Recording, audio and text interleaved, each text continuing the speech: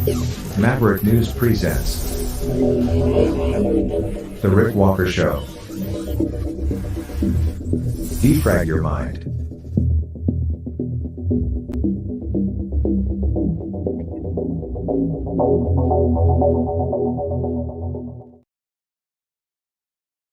Good evening, Maverick family. I'm Rick Walker. Welcome back to the Maverick News Channel. Great to have everyone here. Oh boy, where do we begin tonight? First of all, thank you to all those who messaged and called after last night's broadcast. I was receiving phone calls through the day today, and many words of encouragement and a lot of positivity. I was glad to see that glad to find that last night's show, which focused on Stu Peters and his attack on Donald Trump, was understood by so many because it was a message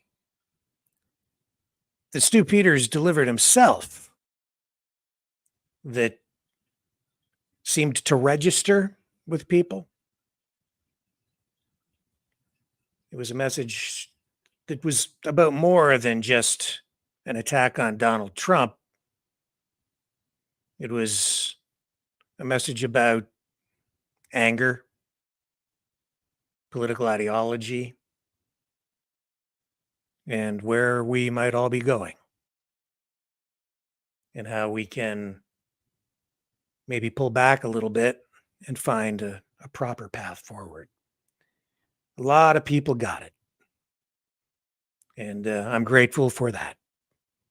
Thank you. Thank you, Maverick family. Truly appreciate it. And so much to talk about tonight. So much of it related to what was going on yesterday, because it all dovetails. Continued escalation on the war front with Ukraine, Russia. We'll get into that. We'll tell you why. Someone messaged me today and said, now you can worry about World War III. Sanctions on citizens, sanctions here on journalists, or at least punishments similar to what we had happen with the Freedom Convoy truckers during the Freedom Convoy in Ottawa. We'll get you an update on the wildfire situation here in Canada and abroad. Tucker Carlson making a prediction about a hot war with Russia, which echoes, honestly, what I've been saying off and on for months right here. I've had those exact concerns, and he's talking about that now too. Mandatory vaccinations still top of mind as a possibility, as something that might be coming back this fall, and so much more. And I have a really cool car. I think I might show you a supercar. It's just wouldn't spend a lot of time on it. Might share it with you if we have time. A lot of stuff to talk about tonight, though. Tons and tons of stuff. We'll bring you some information from Donald Trump himself tonight as well. A few messages from the former president and Mitch McConnell. Senator Mitch McConnell froze up again. That's breaking news. Very fresh news. So we'll show you exactly what happened there as well. So don't go away. We have a lot to talk about, a lot to share, a lot to explore tonight, right here on the Maverick News Channel. I'll be right back as soon as I find the right button to click here. Here we go. We're away to the races. The New World Order. Government overreach. The Great Reset. Mainstream media lies. Now more than ever, independent voices are needed. Donate now, at freedomreporters.com. That's freedomreporters.com. Maverick News. The antivirus program. For your mind.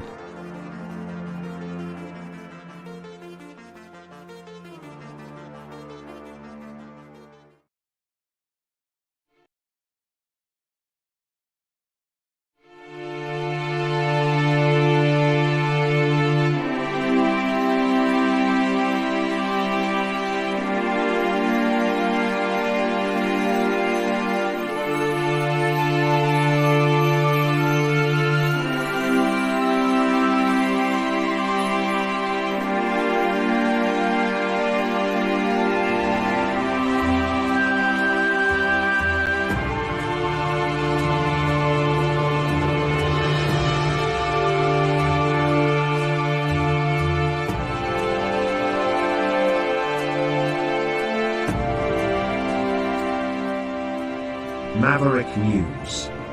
The world is watching.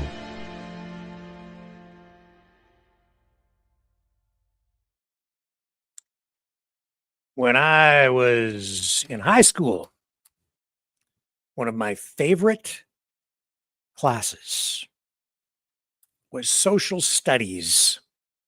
Depending on where you went to school, what year it was, sometimes they called it political science, or they had different names for it, but social studies. It was an examination, a study of current affairs, politics, civics, some law, history, a mix of all of these kinds of subjects, all of it related to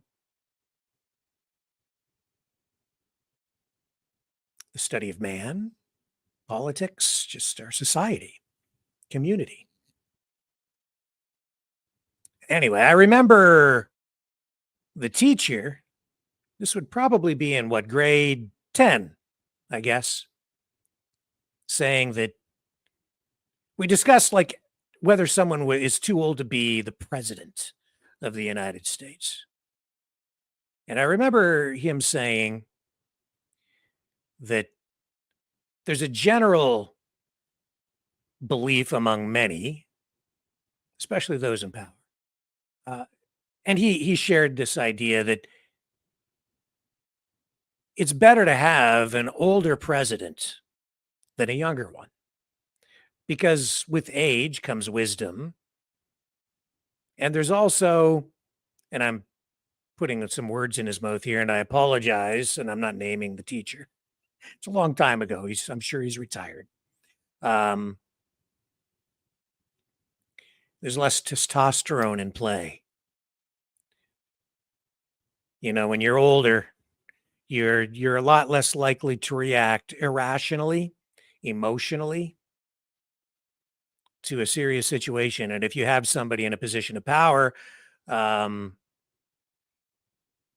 has their fist over the big red button and can punch it at any time, you want someone who's thinking clearly and who isn't just going to act out of anger or vengeance. And that kind of, I think, is something that comes to bear regardless of what the position is, any position of power or political clout. But there is a point at which it becomes impractical. And we've seen that through history, through time, with presidents like Reagan, who near the end of his presidency was clearly not as sharp as he was when he first took office, but got through his second term. And others, there have been others. And Biden right now is clearly not in his prime. And probably should not be in the office because he is so far beyond his prime that he's now clearly suffering from some degree of dementia. Well, today, Senator Mitch McConnell also displaying clear signs of mental decline. And you have to have compassion for someone in a position like this.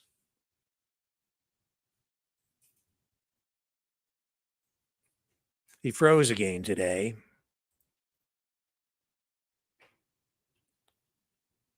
He froze up for more than 30 seconds during a public appearance, and then he was escorted away. It was the second time this has happened in just over a month. He's 81 years old, and he was there taking questions from reporters after an event with the Northern Kentucky Chamber of Commerce in Covington. He just stood there staring into space, did not respond to reporters or others.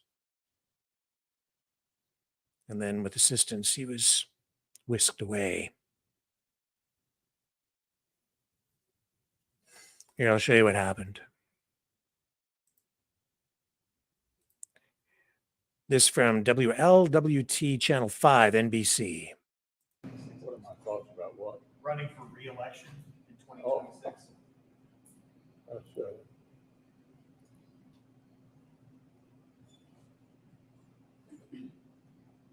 Did you hear the question, Senator? Running for re-election in 2026? All right, I'm sorry, you all. We're going to need a minute. Senator. Penny.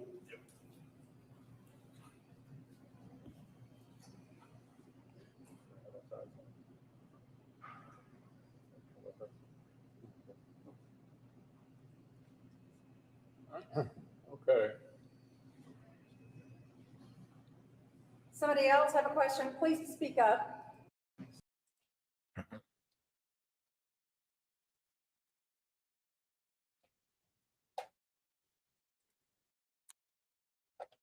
So pretty clear what's going on there. And of course, we wish Senator McConnell well. Time for some decisions to be made, I suppose. Times change.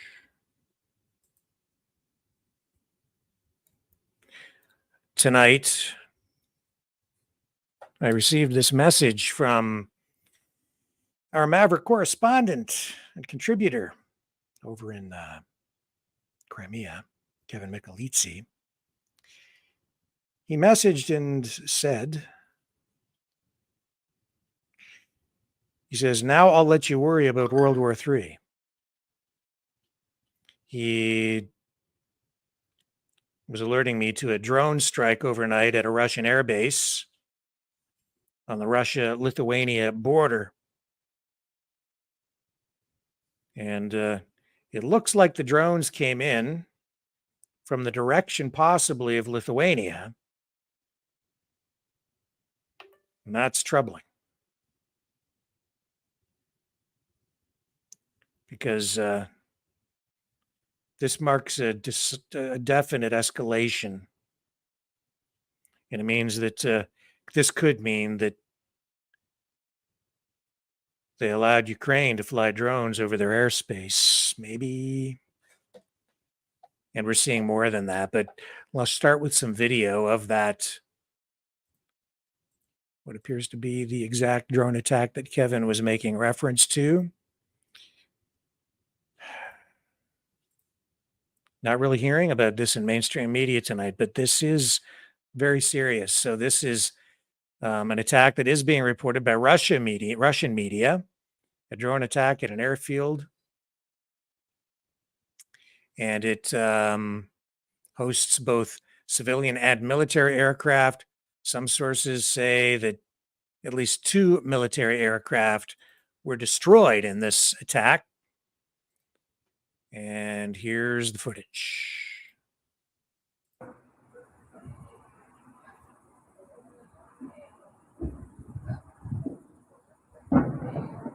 And this is inside Russia.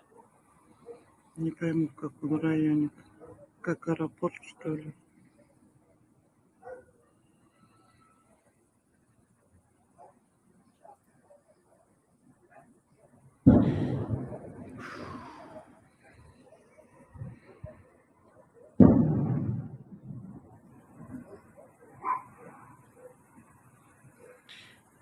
And you can see that this is substantial.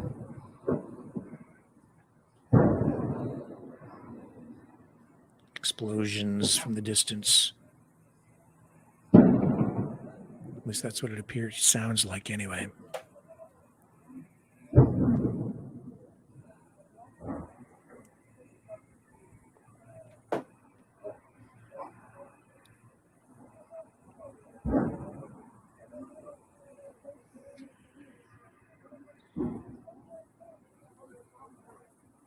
Боже, такой черный дым. And this is dangerous because the more threatened Russia is, the more threatened Putin feels.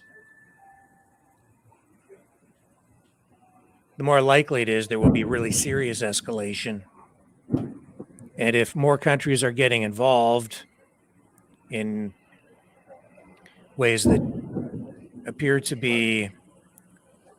contribute to the existential threat to Russia, then I think you'll see an escalated response from Putin, from Russia. It only stands to reason, and we've had analysis like that on the program many times here, showing or explaining that Russia, this is not a conflict that Russia will allow itself to lose. They can't afford to lose.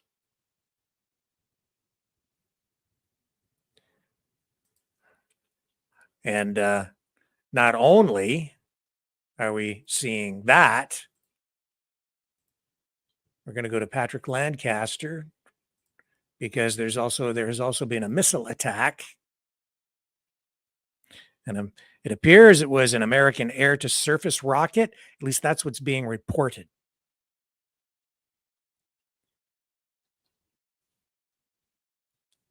So according to Patrick Lancaster, Ukraine is continuing to fire USA-supplied weapons in areas where there are civilians.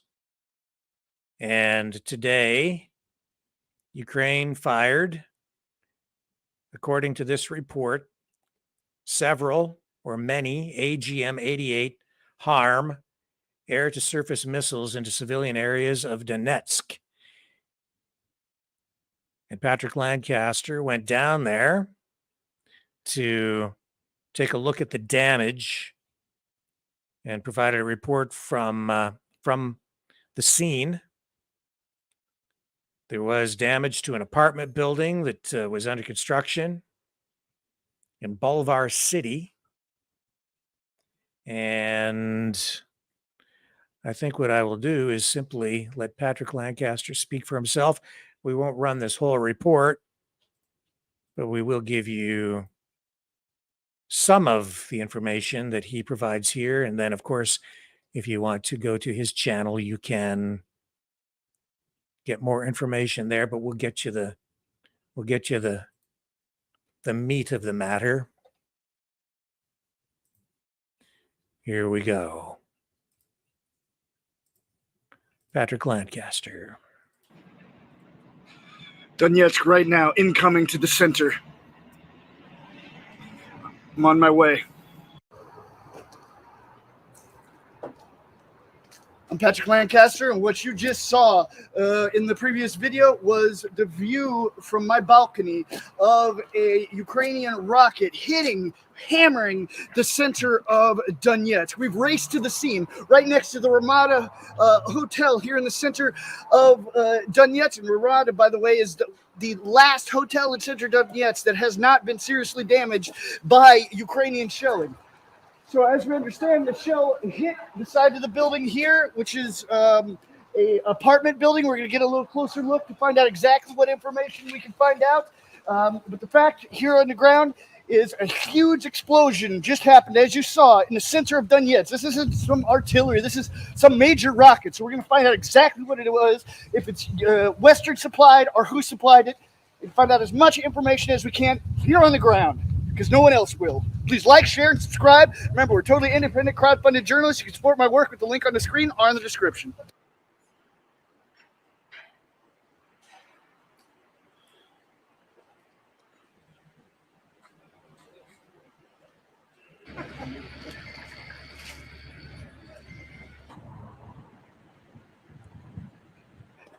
Что произошло? Says, what has happened? Incoming hit. What kind of building is this? Что это, Seems like Даня? nobody lives here at the moment. Does it seem like repairs?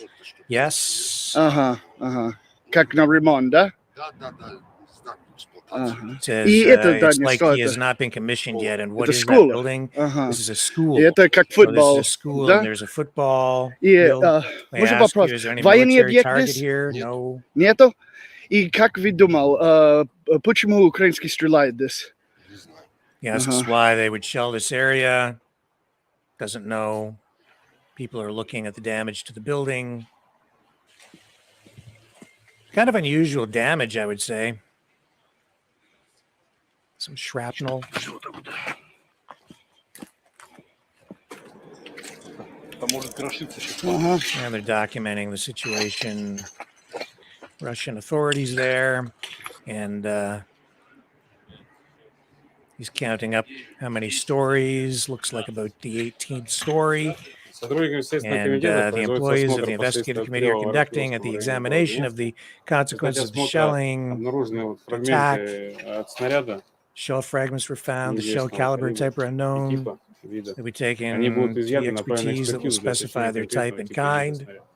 So they've got some shelling going on there. More fragments found. So More now damage. the JCCC has come, which is another inspecting organization or department, governmental department, who they've been going for many years here in Donbass doing the inspections of the shelling sites. You've seen them in many of my other reports, but the first one, as I said, is the Russian inspecting team. So now both teams are here doing the inspections. Possibly they're going to be moving in, going upstairs to where the exact incoming hit was. And as you see, there's other journalists here as well. So we're showing you everything we can here on the ground.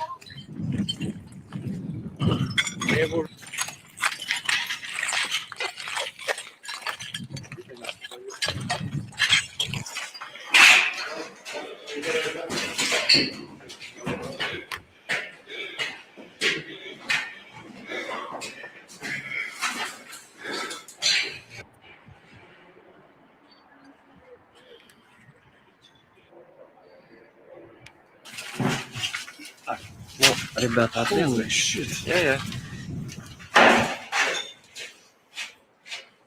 So it didn't take out the whole building or anything, but there is substantial damage inside.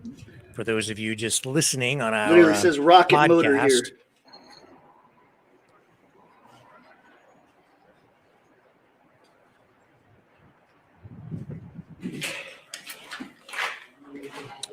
podcast. Wow. A lot of damage.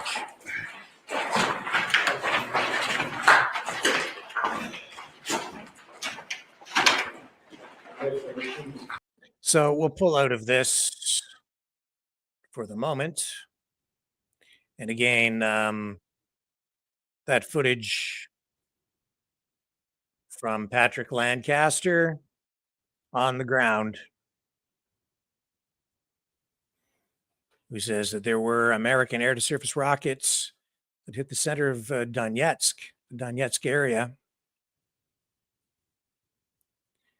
And he's there documenting the damage. So you can check out Patrick's YouTube channel and follow his work. He's doing a lot of really good work over there, getting footage that you're just not finding anyplace else, which just shows how important independent journalism is.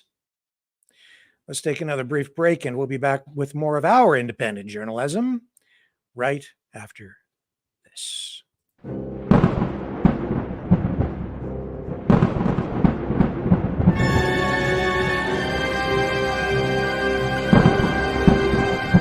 Fear not the storm, for truth is on our side. Maverick News. The world is watching.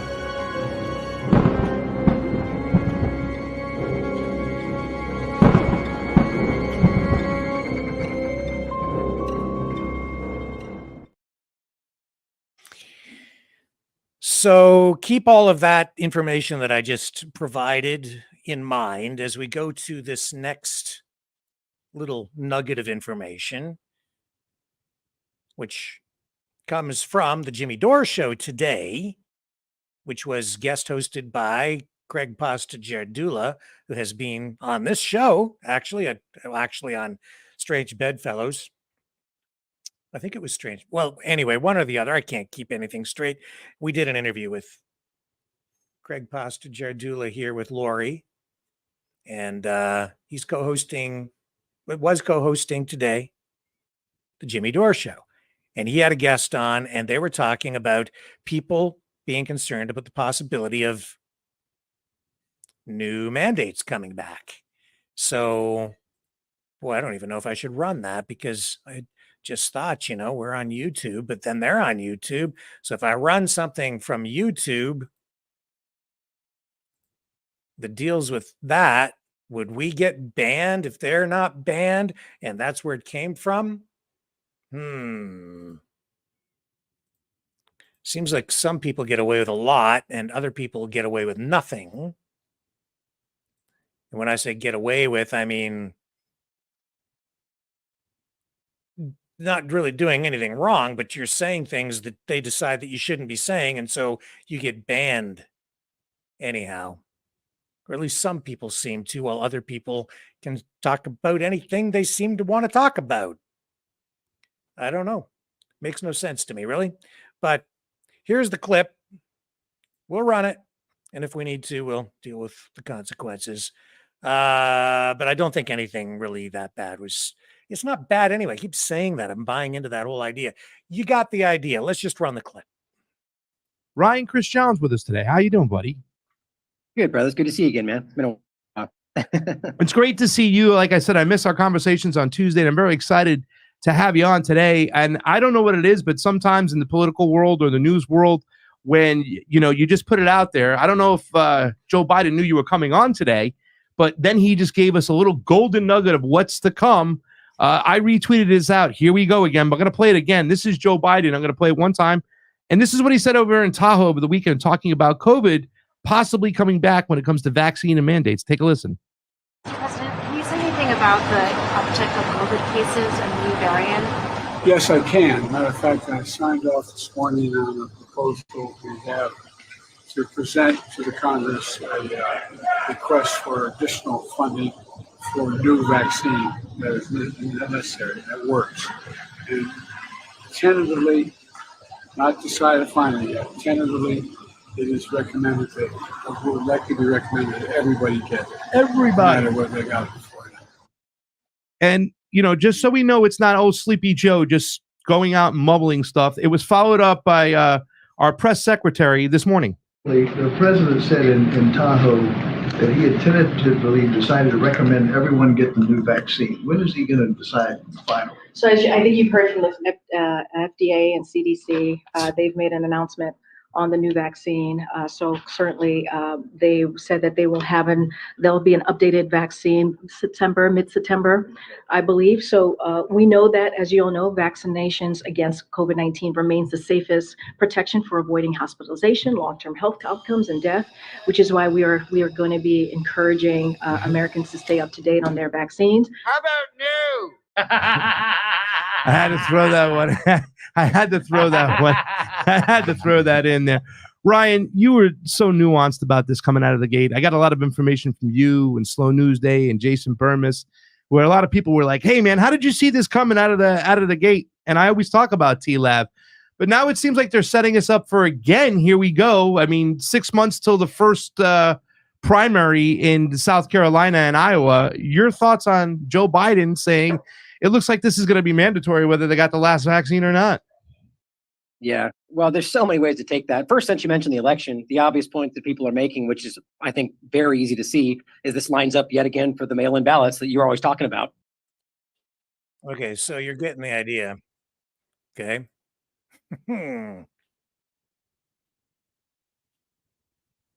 So what do we see here within the last week or so? We've seen Alex Jones predicting that mask mandates, lockdowns will be coming next month. Then he kind of walked that back. So he made that bold prediction and then said that because he had reported it, that the government had decided to not do it. So I don't know where we're at with that. And now we're seeing this. And within the last 24 hours, we've seen mainstream media reporting things like this in Canada. Canada's first case. This one is getting some attention. Canada's first case of new COVID variant is detected in British Columbia. And the subheading here says there doesn't seem to be increased severity with the strain, and the infected individual is not in the hospital. So at least there's that. The BC Centre for Disease Control has detected Canada's first known case of a new COVID-19 variant that has swiftly circled the globe. And what one expert says is a reminder the virus never went away. So this is the BA 2.86 variant of the Omicron strain that was identified in a person from the Fraser Health region who had not been outside the province. So if the person hasn't been outside the province and it came from outside the country and this person has it, then one would think that they were infected by somebody else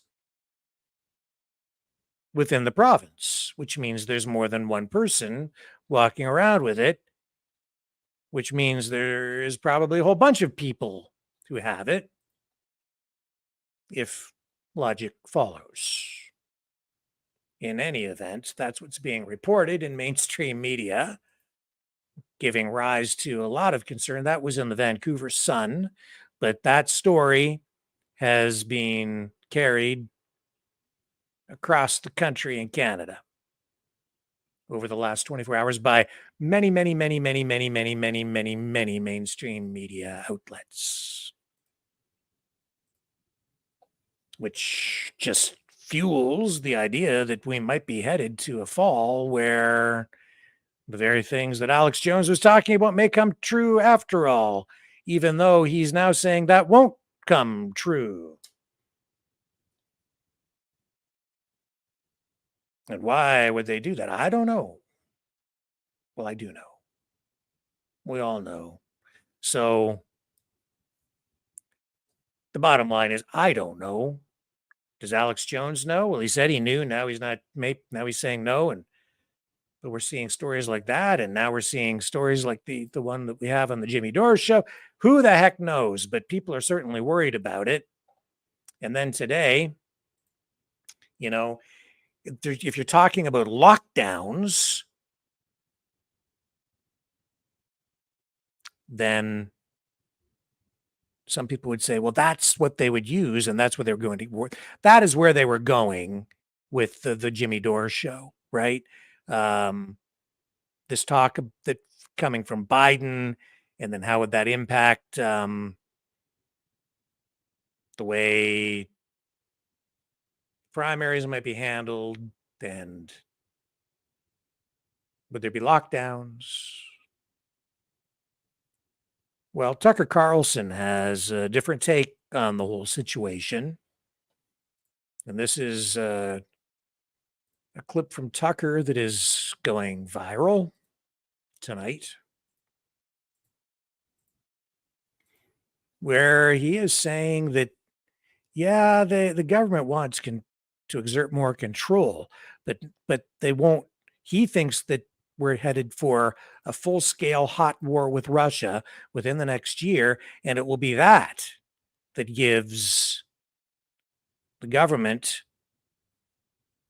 or puts the government in a position where they will implement far more control over our lives. Listen to what he says. And this kind of is where I went before too. Like, I think, well, we're already at war with Russia, but let's just listen to this. You know, here's my view of it. I think the lies are unsustainable. Lying is always unsustainable. You're always found out in the end, whether in your lifetime or posthumously, but lies are always revealed by their nature. And these lies are so big and so obvious and so stupid that it's going to be very clear to the majority of voters before the election that the Biden administration has no idea what it's doing, that Joe Biden is not running the government, and that it's not working at all. And I think by that point, we're going to have a real economic contraction. I think we're going to be in the teeth of a very tough recession, and that makes everything much more intense. And so if your goal is to maintain power, and if you think once you relinquish power, the problem with criminalizing politics is the people who do it imagine or know that it will be done to them. So once you start indicting your political opponents, you know that you have to win or else they're going to indict you if they win, right? Right. And so they can't lose. They will do anything to win. So how do they do that? They're not going to do COVID again. I know everyone on the right's afraid they're going to do COVID and mask mandate. They're not going to do that. They can't do that. If they've already been exposed, that won't work. There's going to be, no, what are they going to do? They're going to go to war with Russia. That's what they're going to do. There will be a hot war between the United States and Russia in the next year. And really? Yes, of course. They want it anyway. I don't think we'll win it, but that's a separate analysis. But I think it's a political matter. They need to declare war footing in order to assume war powers in order to win. I believe that. And I think the evidence suggests that's true. So if you're worried about our politics getting like even more vicious than it already is, and people being hurt in our politics, which is entirely possible, you should be worried about the prospect of an open war. We're already at war with Russia, of course. We're funding their enemies. So we're fighting Russia. But I mean, an open battle with Russia where we say we're at war with Russia. I think that could easily happen. I think we could Tonkin Gulf our way into it, where all of a sudden missiles land in Poland. The Russians did it. Our NATO allies been attacked. We're going to war. I could see that happening very easily. So if you're worried about that, you need to put as much pressure as you possibly can on the Republican-held Senate to force a peace, which can be done. The United States could force a peace in Ukraine tonight. We're funding one side. There is no Ukrainian army outside of NATO. If NATO withdrew its support for Ukraine, Ukraine would crumble in a day. So we are the only power in the world that can bring both sides to the table to force a peace, which will be unsatisfactory as all forced peaces are. Like each side will give more than it wants, but that's the only option. Otherwise, I would bet my house on it. We are going to war with Russia. And of course, the stakes are everything, our life on the planet. I mean, these are the two biggest nuclear arsenals in the world facing off against each other. So like, this is insane. They're insane. These are people who think men can become women, who believe that face masks save you from COVID. I mean, these are not rational people. Would they go to war with Russia? Of course they would. Again, they want to anyway. Yeah.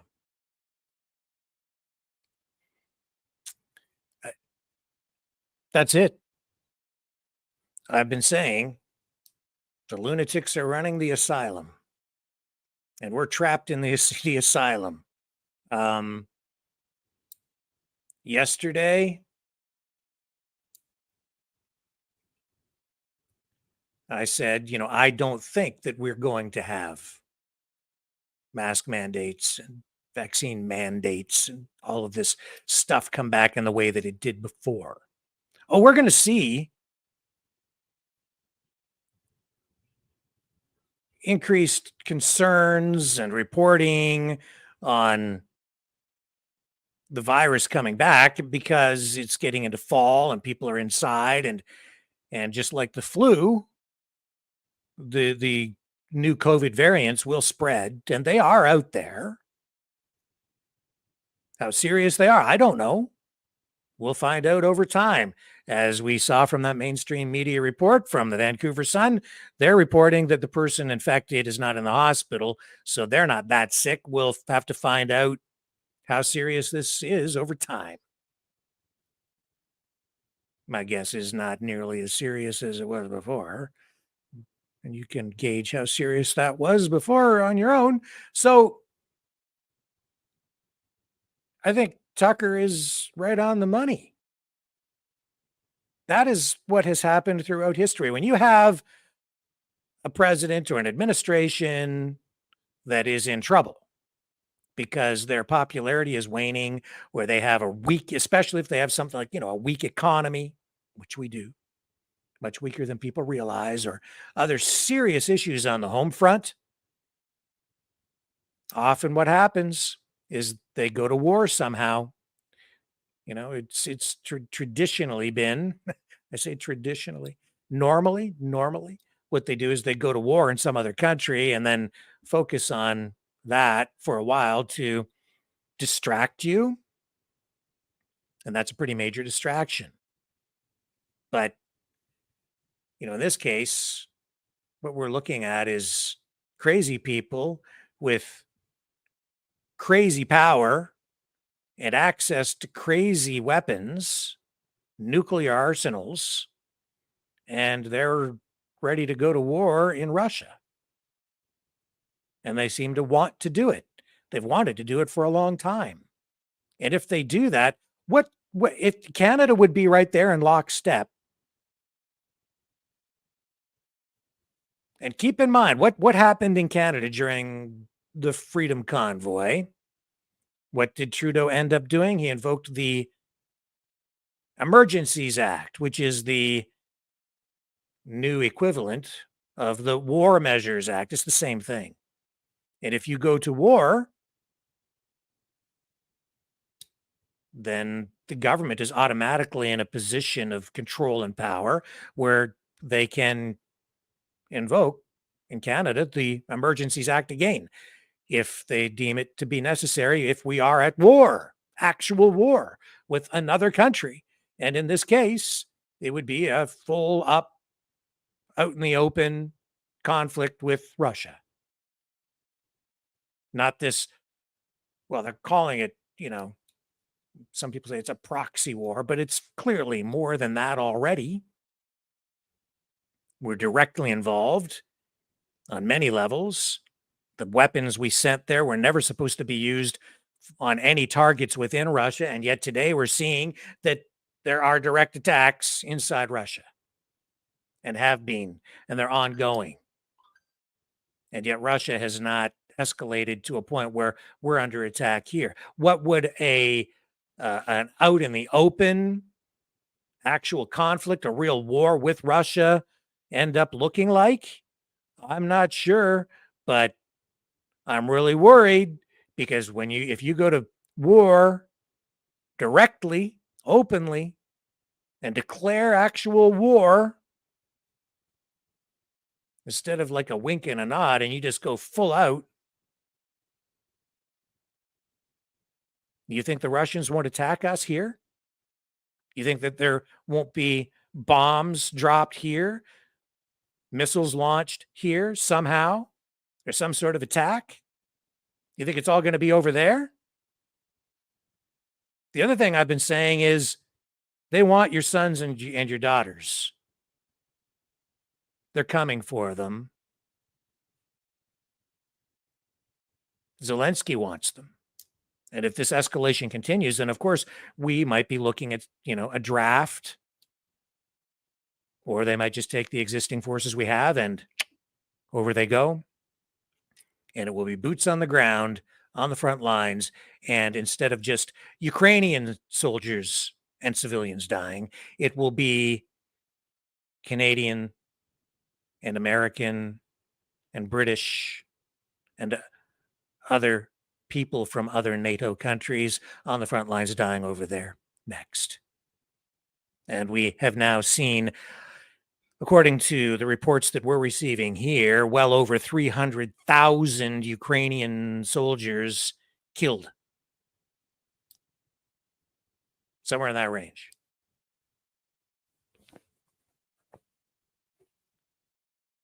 And half the country displaced. People have left Ukraine.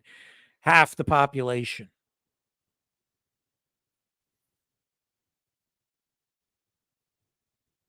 Yeah, you know what? I'm worried about World War III. I'm worried about it.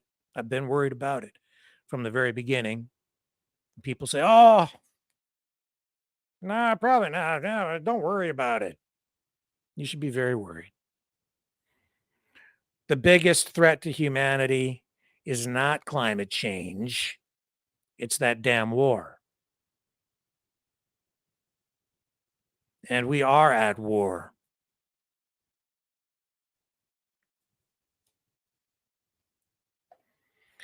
The war is actually already here, in my view. And I mean here on the home front. Because I think that what we're getting is, it's not even just a war with Russia. It is a world war. And you have an information war going on here in North America right now. Not surprising. And I don't think it's just Russia or China and it's not just the United States. It's like every player, everybody is screwing with people's minds using information warfare right now. And it's domestic politics, it's domestic political forces, it's outside countries. There's all this information coming in, and people can't make sense of a lot of it. And you know why? And this ties in to what I was showing everyone last night as well, with the Stu Peters attack on Donald Trump. And Stu Peters is part of it all. Exactly, what his exact role is. I'm, you can decide for yourself. The goal is chaos, disruption. Don't try to make sense of it beyond that, because the information you're being fed and that I'm being fed, we're all being fed, coming from all these different actors, all these different players through information warfare, it's all resulting in disruption. And don't think for 1 minute that it's like just Russia or just China. This is the United States, it's Canada, it's other countries, it's political parties, it's political activists, it's anarchists. You name your ists, you name your political ideology, everybody's in on the act. There's a war on for your mind.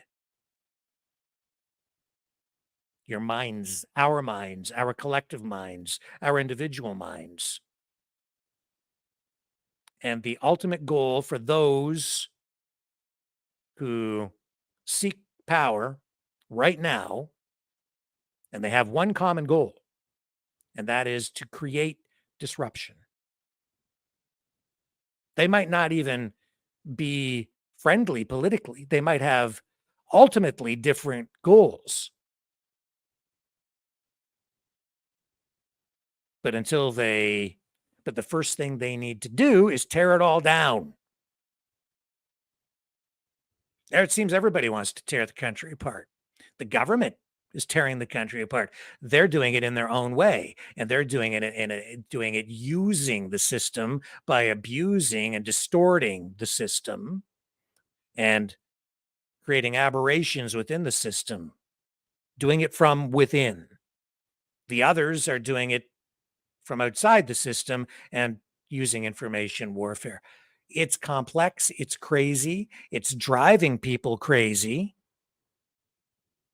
because a lot of it doesn't even make sense. But the one thing that does make sense is they all seem to have one goal in mind, and it's not even just seem to have, they have one goal in mind.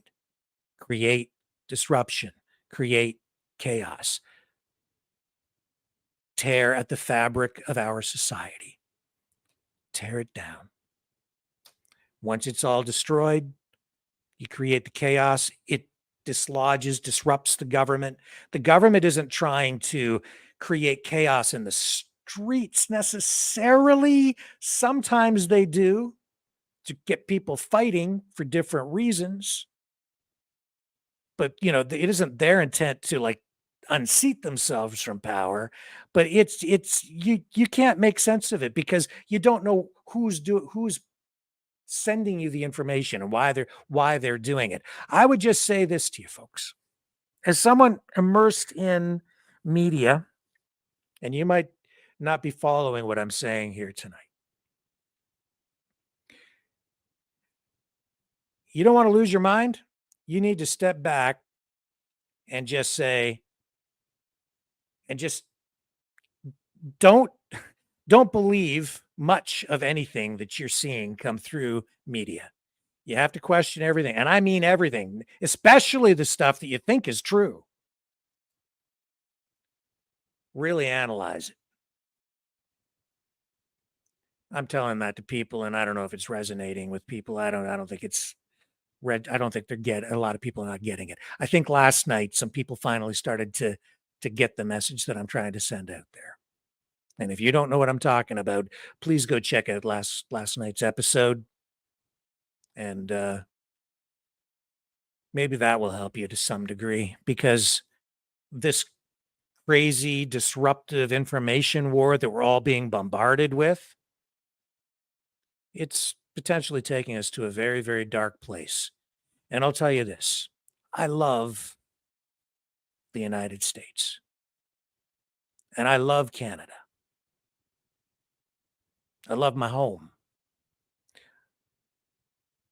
I see a lot of great things still about where I live. And I look forward to visiting the United States again soon. I used to go there a lot. Haven't been to the US since the pandemic hit. But I'll be going back. And I love the United States. And I don't want to lose it. I don't want to see it gone. And I want my home, I want Canada to survive too. And I want to see it come back or move forward to a more positive place for everyone. Right now, things are really weird. And that's because we are at war. And just keep that in mind whenever you're watching anything or reading anything or listening to anything. Because the first casualty of war, which we are in, the first casualty of war is truth. And man, I am telling you, I am seeing a lot of lying going on. A lot.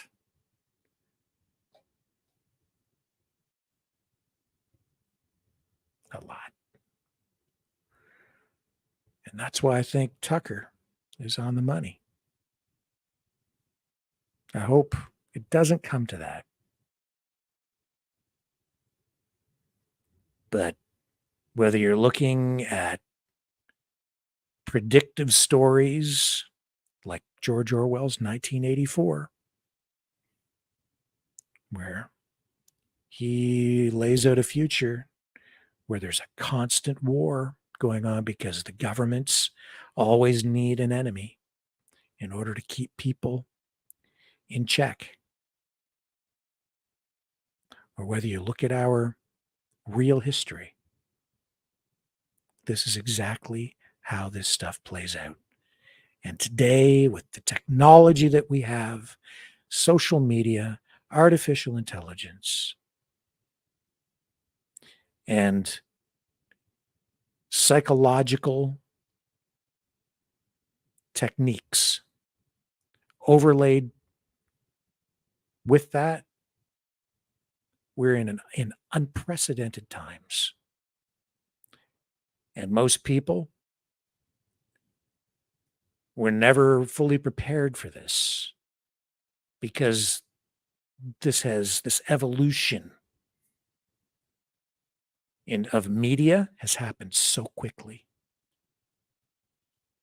that our species has not really had time to fully and properly adapt. And that it's going to accelerate at an exponential rate in the years, even just the months ahead. Brace yourselves, folks. We are in for one heck of a ride. I'll be right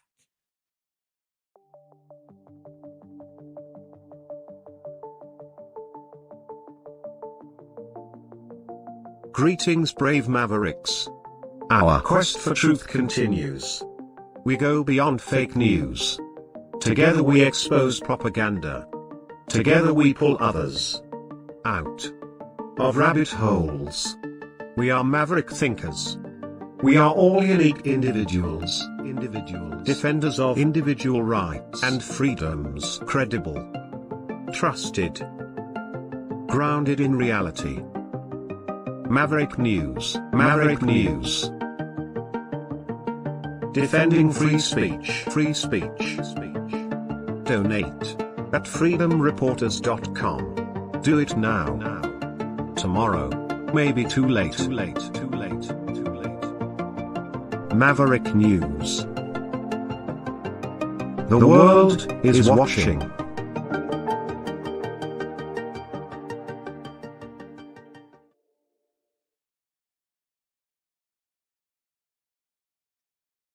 And so the craziness continues, especially for journalists. The government is using the same kinds of techniques against its own citizens now, and journalists that they use against foreign countries to exert control. I guess Max Blumenthal in the gray zone, they've had their GoFundMe account frozen, the funds confiscated. They're working, I guess, to have refunds issued to those who donated money. But that appears to maybe be a reaction to criticism of the U.S. or NATO war efforts in Ukraine. Of course, who the heck knows what their real reasons are? The bottom line is they're targeting a media outlet. And that shows how far they're willing to go. And if we do end up in a full-scale, out in the open kind of war with Russia, you can expect to see a lot more censorship, and you can expect to see more things like that happen, where they will, I'm sure the government will target people who are maybe peace activists or political opponents. They will use the war also as an excuse just to exert more control over people, because they'll be able to. And anytime government has access to power, they use the power. It's just the way it works, because power corrupts.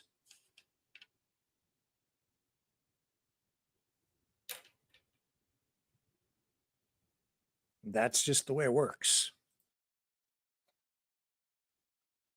And politics is a dirty game, especially when you're talking about politics within the United States, which is supposed to be the most powerful country in the world, with so much at stake there: nuclear weapons, aircraft carriers, fighter jets, tanks, nuclear submarines, laser-guided missiles, laser beams from space, the Space Force, and probably a lot of weapons we don't even know about.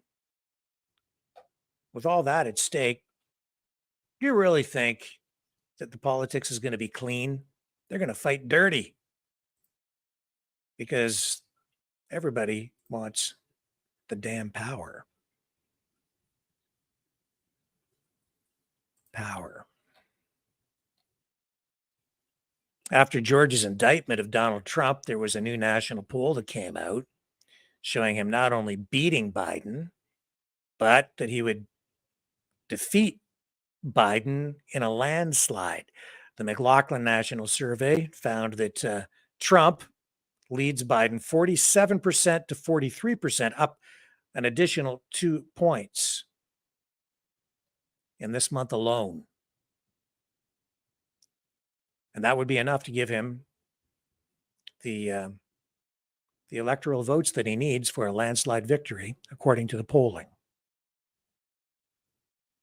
In addition to that, there was another poll that came out, and it showed, I think it was a Fox News poll in the past week, that showed that Donald Trump now polls very well with black voters, at least in comparison to where he did when he was first elected.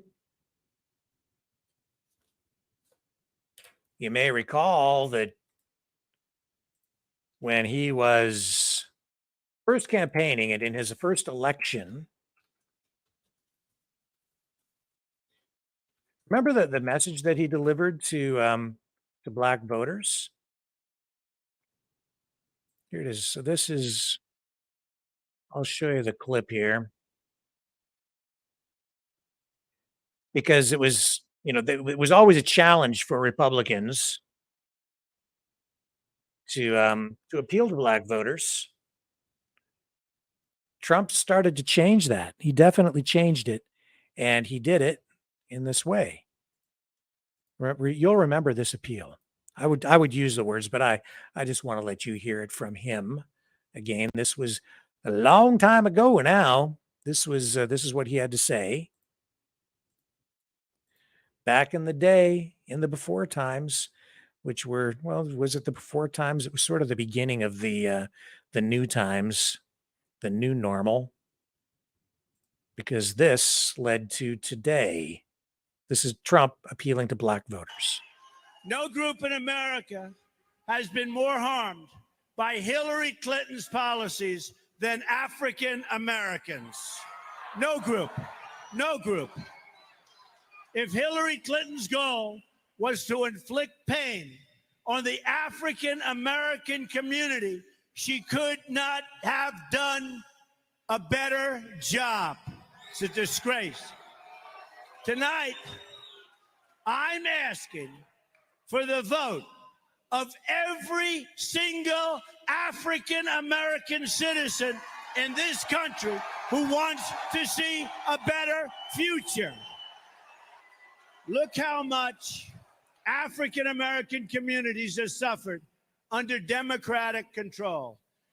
To those I say the following: what do you have to lose by trying something new like Trump? What do you have to lose?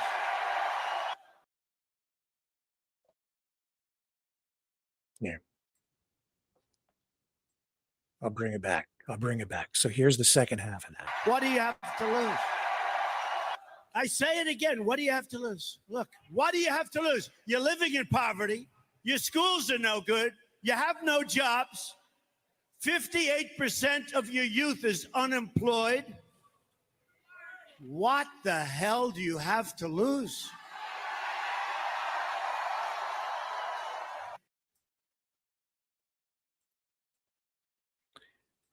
What do you have to lose? That stuck with people. And I think at that time, with black voters, he was polling somewhere around 5 or 6%. Today, the most recent polls I've seen, he polls 20+% with black voters.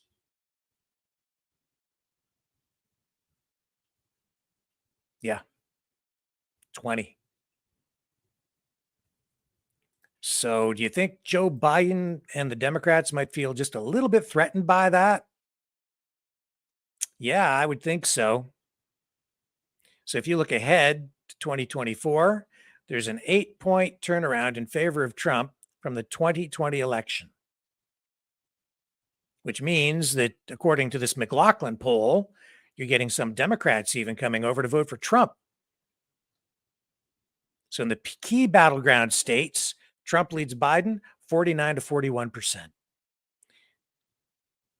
And that would result, according to the poll, in a Trump electoral landslide. Now, What should we make of that? Well, I don't know. The poll says that it, you're plus or minus 3%, and there's a 95% confidence rate in that polling, according to the pollsters. But we also know that polling is done for political reasons, and the methodology is extremely important because they'll skew questions, they interpret the data, and they cook things up in order to get results sometimes that they want, so that they can then report those results in order to skew public opinion, because everybody loves a winner and nobody wants to vote for a loser. It's true. It's a psychological thing. People don't want to waste their vote on a loser. And if you have forward momentum, because polling shows that you're, on the road to victory, it tends to create more and more momentum that way. So take it for what it's worth, all this polling.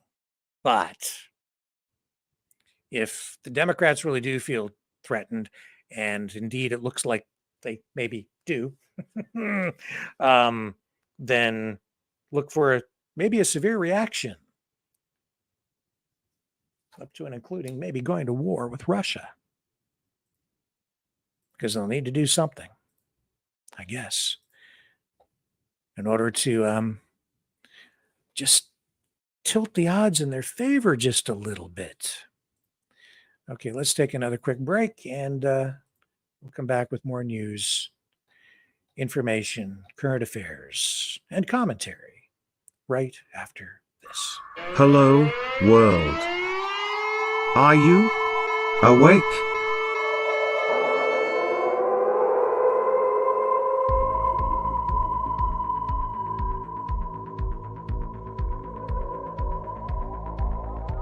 Uniting humankind by liberating millions of minds at a time. Maverick News. The world is watching.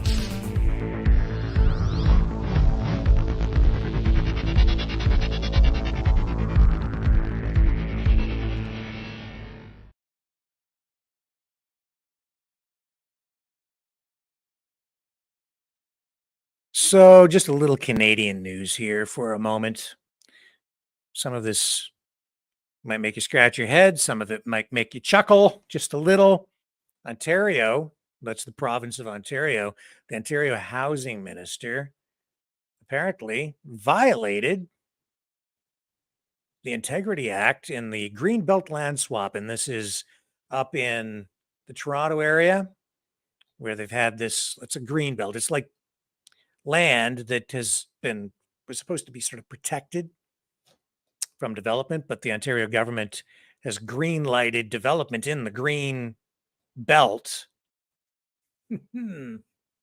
because we're experiencing a pretty severe housing shortage in Canada because of immigration and government regulation. So the government is scrambling to find some way to have more housing built. And of course, what are they doing there? Well, in some cases, some provinces are, using government planning. In Ontario, there's some of that going on, of course, with non-profit housing starts and so on. But they're also in the Greenbelt. They're opening this land up, which is controversial, to housing developers. And Ontario's Integrity Commissioner has found that the province's housing minister has violated the Integrity Act in this land swap.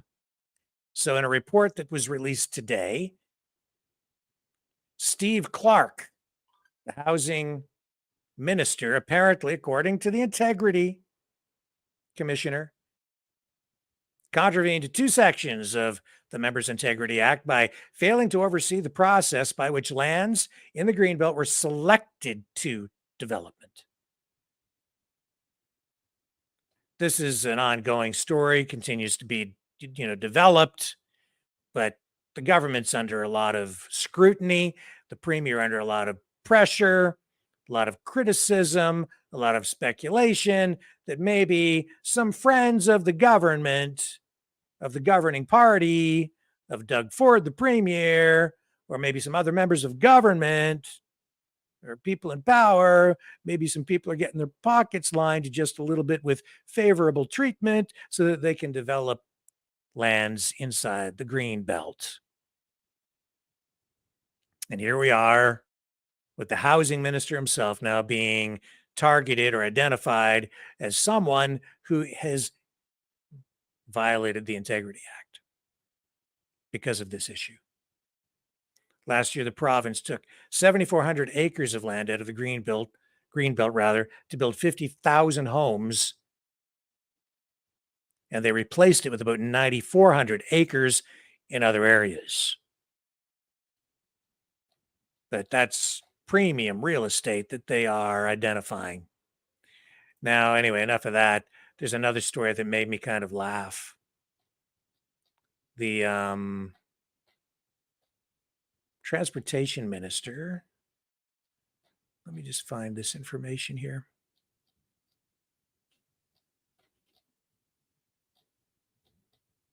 I'll maybe get it for you.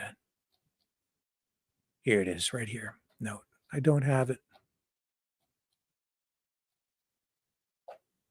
Transportation minister was caught on social media, I think 5 separate times,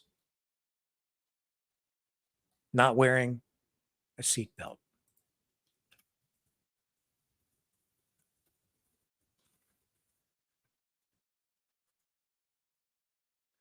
This was in Quebec. Genevieve Guibault is apologizing because these photos have emerged of her not wearing her seatbelt while on the road. And of course, we have seatbelt laws. 5 times.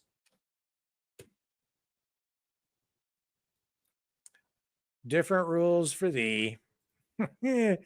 Oh, I had to laugh. I shouldn't. But at least she got caught. Any consequences for that? Because, you know, the depending on the province, the penalty can be quite substantial, like the financial penalty. I think it's like $100 or $200 in some places, something like that. Wow. Wow, wow, wow. What other stories do we have for you tonight? Yes, the wildfires, Northwest Territory. I think we have a news conference here with the premier and federal ministers, and they're going to take some questions. And this is the most up-to-date information on the wildfire situation in Northwest Canada. Northwest Territories. Let's go to that, shall we? And pick up that information for you. I know that everyone is very focused on the wildfire situation, not just in Canada, but certainly the aftermath of the tragedy in Hawaii. And we have wildfires in many other countries around the world, in Greece and elsewhere. So here we go. Now for this news conference, and they toured today the evacuation center. These public officials, I believe it is in Edmonton, for people who've been displaced. This is the Northwest Territories Premier and federal ministers. And here we go. Hi, everyone. We're just going to begin shortly. I'll do the introductions so you have the names. So we have Premier of the Northwest Territories, Carolyn Cochrane. We have Dan Vandel, Minister of Northern Affairs. Just a little off mic. For Prairies, Can and Canor, Government of Canada. We have Randy Boissonneau, Federal Minister of Employment, Workforce Development and Official Languages. We have Minister Todd Lowen, Alberta Minister for Forestry and Fire Response. And we have Mayor Amarjeet Sohi, City of Edmonton. Okay. So if you can try to direct your questions to the appropriate person, and go ahead.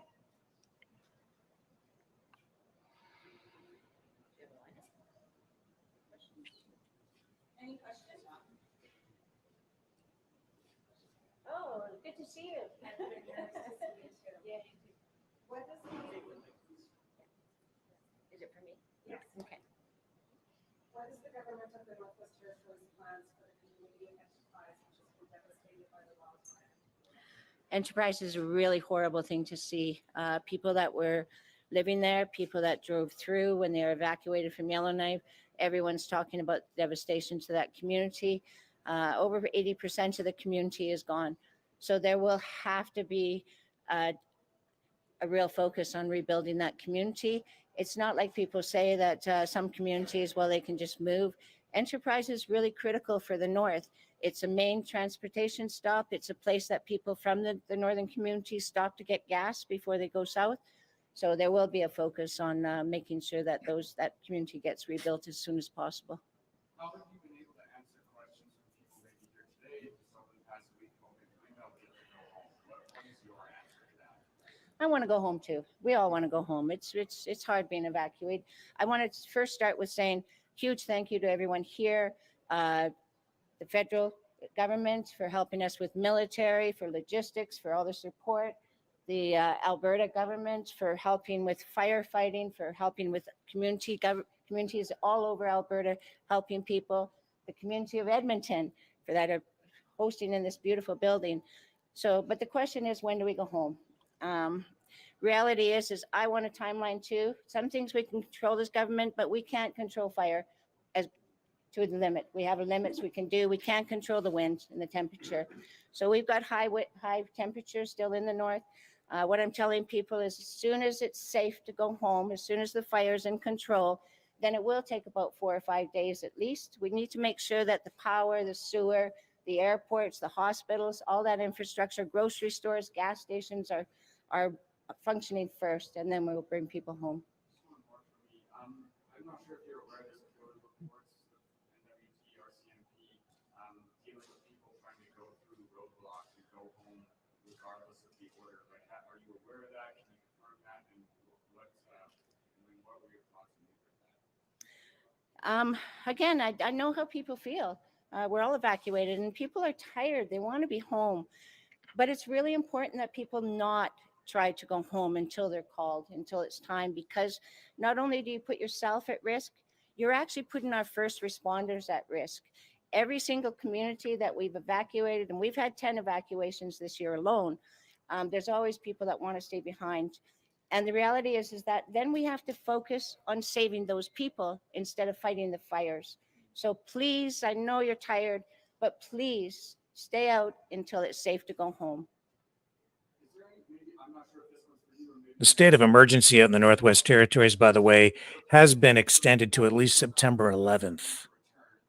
Is there plans for students, college, high school, any students from Northwest Territories to be going to school in Edmonton temporarily to start the year, or has thought been put into that? Most students that are in post-secondary are still able to travel to their colleges, university outside of the Northwest Territories. If they're going to Fort Smith, of course, that will be an issue because Fort Smith's still under evacuation. So we work closely with the education authorities in the Northwest Territories to define communities that are not evacuated will be starting school right away. Communities that are evacuated will be having to wait a few more weeks, but then we'll be working on to make sure that they get the education. Was there ever talks or like explorations into the logistics of having kids go to school in Edmonton, or that's just simply not a possibility? Well, in honesty, like I said, that wasn't a consideration that I'd made. The district education authorities might have talked about that. I'm looking for my education minister that was here, but he's disappeared on me. So we're hopeful. We're really hopeful that we'll be home in the next few weeks. There's no guarantee on that, but at this point, we're just making sure that students will have the supports when they return.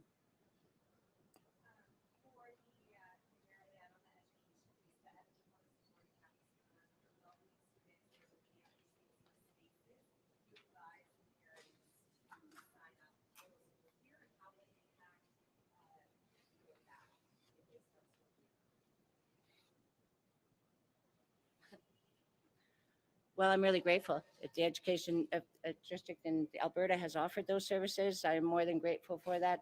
I'm assuming that some parents will take that option up, that people have a right to choose what they want with schools. And then, of course, like I said, we'd be working closely. It's not unusual for students to actually be moving in between school semesters. That happens a lot when families move from community to community. So again, I think I have to say my appreciation for the education system in Alberta for offering that. I have a question here for Minister Vandal. Just talk about your experience today, what you maybe thought it would be like, and just kind of how you felt walking through there. Yeah, for sure. First of all, I want to say that our hearts go out to the people of Northwest Territories, the government of Northwest Territories, and we're here as a federal government to do everything we possibly can to help the territorial government, to help the citizens of Northwest Territories through this very, very, very horrific incident, the forest fire. I met quite a few people who are from the territories who have been here approximately 2 weeks, and they appeared in good spirits, but they want to go home. There's a lot of uncertainty that's out there, and as we know, uncertainty is taxing. It's stressful. You can tell they're in good spirits, but they're stressed. They want to go home. They're not sure. Things are stabilizing, so they're waiting for the official go ahead so that they can go home and restart their lives. I also want to thank the Alberta government and the city of Edmonton for being here for them. I think this shows a great solidarity amongst Canadians. We're there for one another. We're here to help one another. And our government will be there for Northwest Territory residents for as long as it takes, whatever it takes. I was going to ask you what you just mentioned. Just what is this whole last 2 weeks saying about maybe the solidarity of just seeing municipal governments working with provincial governments and federal governments in times of need like this? Well, this is unprecedented. First of all, it needs to be said that the fires in Northwest Territories is certainly unprecedented in my history. In British Columbia, the same thing.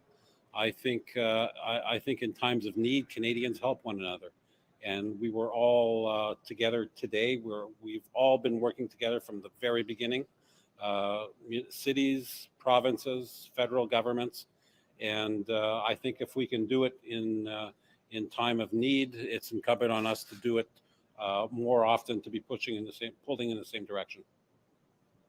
I have a question for Mayor Sophie.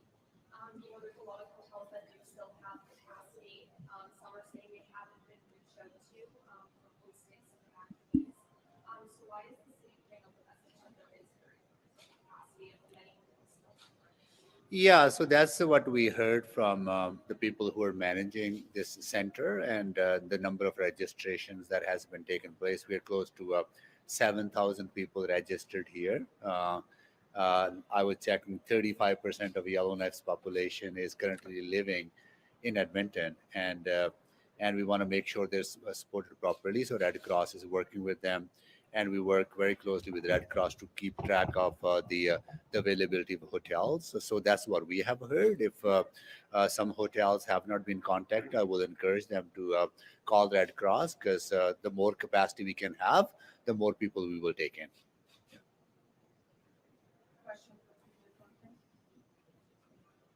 Mayor, how do you plan on getting the message out to your residents that it is time to go home, when it's time to go home? So, well, there's a number of messages. Every night, the last few weeks, we've been doing live updates on for media. We're also, I think we've cut back to Aggie twice a week now. Twice a week. So I encourage people to follow that. That will give you the first headline. That's live stream through the GNWT and also through the city of Yellowknife as well.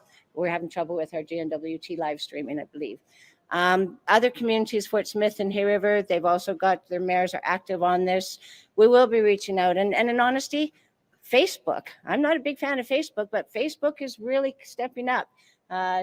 And so contacting through different social media issues, again, telling residents, if you have any questions, if you're not following the news, if you're not seeing it, please reach out to us. Reach out through our government emails, reach out through your Facebook, reach out through your friends if you need them to do it for us. We're Facebook trying is to answer stepping up. questions as they come as fast as possible. Again, we all want to go home. So that's the question people want to know. Oh.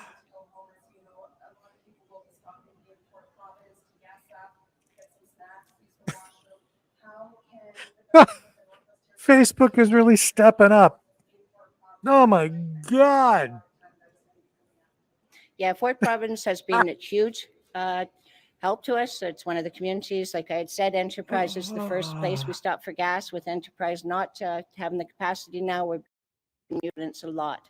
So we have provided financial. People, please apply for it. If you drove out, there's $750 that's available for people for driving out. It's online now, so you can apply for that. And we'll be making sure that we have emergency gas along the way to make sure that anyone that breaks down, that they will have the gas necessary. That's okay.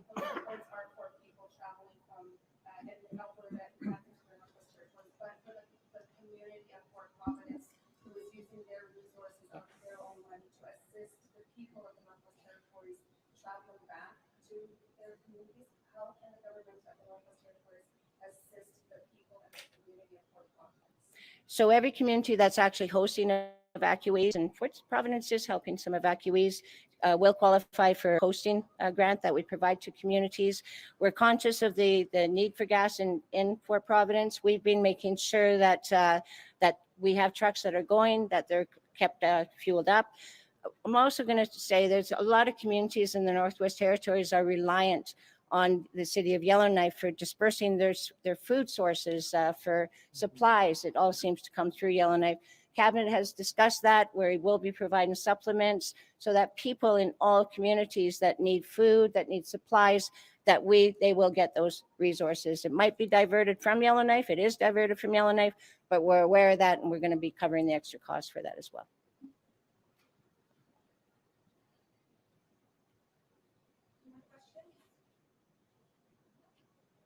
So I'm going to conclude this media QA. Just so you guys know, tomorrow there is going to be a media briefing that the government of the Northwest Territories will be doing at 4 o'clock. So if you don't get our media advisories, you can reach out to presssecretary@gov.nt.ca to get that media advisory, and then I'll send you on. Okay? Thanks very much. Okay, whatever. Facebook's really stepping up. They sure are, aren't they? Because, yeah, our news page is still blocked in Canada, and you can't see news. They're really stepping up.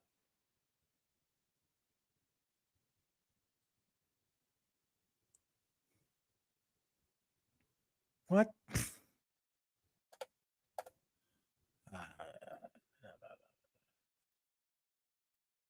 Swear to God. Like, I don't know, man. I don't know. Stepping up.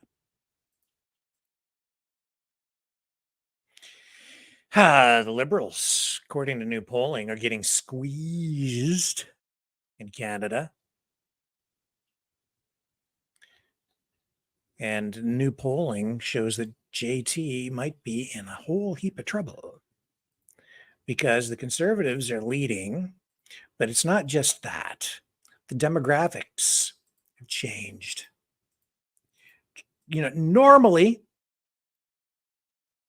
younger voters tend to be more inclined to vote Liberal, especially in Canada. But this new polling shows that younger voters are drifting away.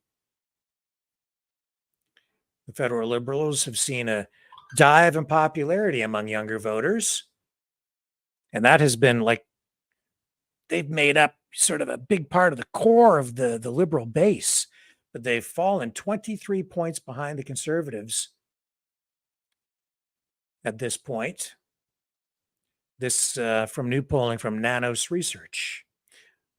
So the data shows that the Liberals are now in a distant third place for that 18 to 29-year-old voting bloc, with 15.97% compared to the Conservatives and the NDP, with 39.21% for the Conservatives and 30.92% for the NDP, the New Democratic Party. It's a big dip for the Liberals. At the beginning of the month, they were at 26.8%. That's just, a few weeks ago. Now they're way down. And the Conservatives are up. There's voter fatigue setting in, I think, and I think just a lot of the negativity that JT is attracting now, the shine has worn off. The Prime Minister and his sunny ways. Let's take a break. More to come right after this. We are Mavericks. We say no to the Trudeau and Biden New World Order. And to bugs. Because bugs are creepy and gross. And people should not eat bugs. Maverick News. The world is watching. Hey, no! To bugs!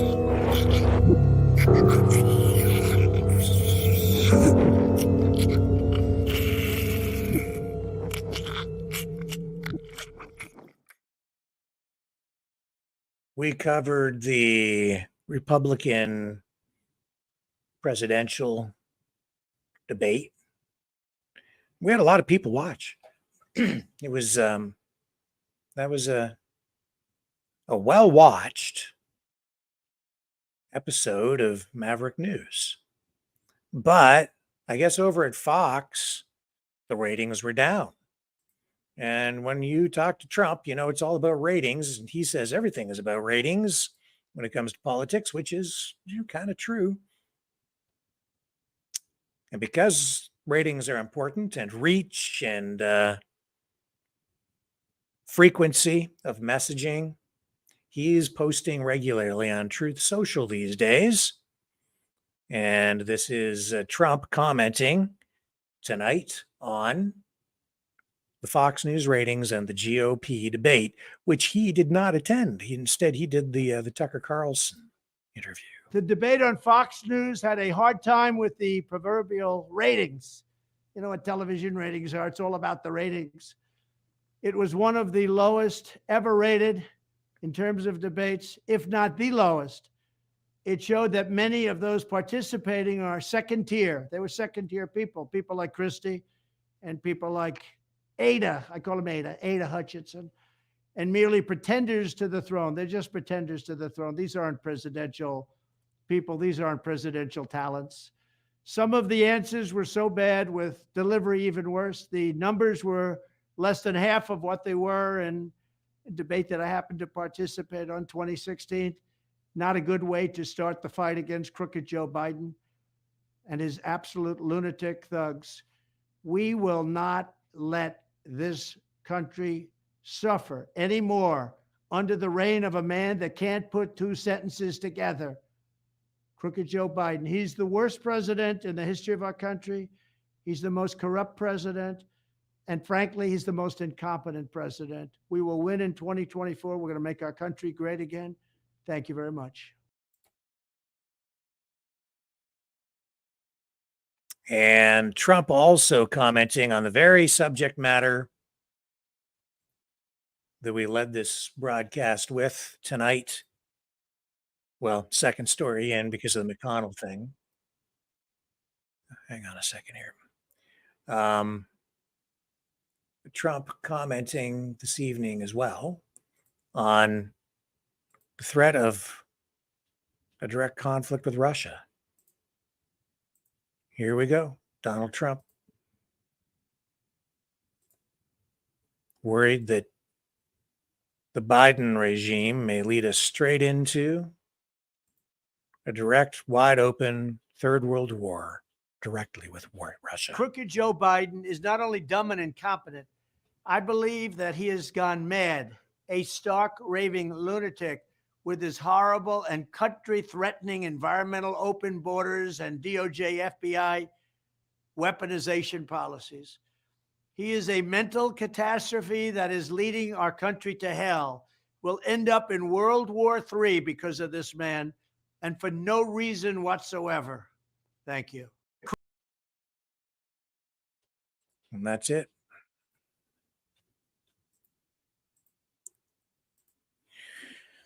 Wow, man. Yeah, I'm worried about that too.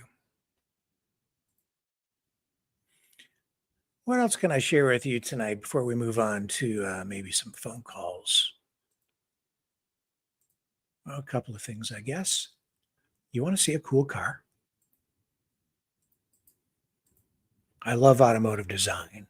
I love the shape of like sports cars, supercars. Alfa Romeo. They have a new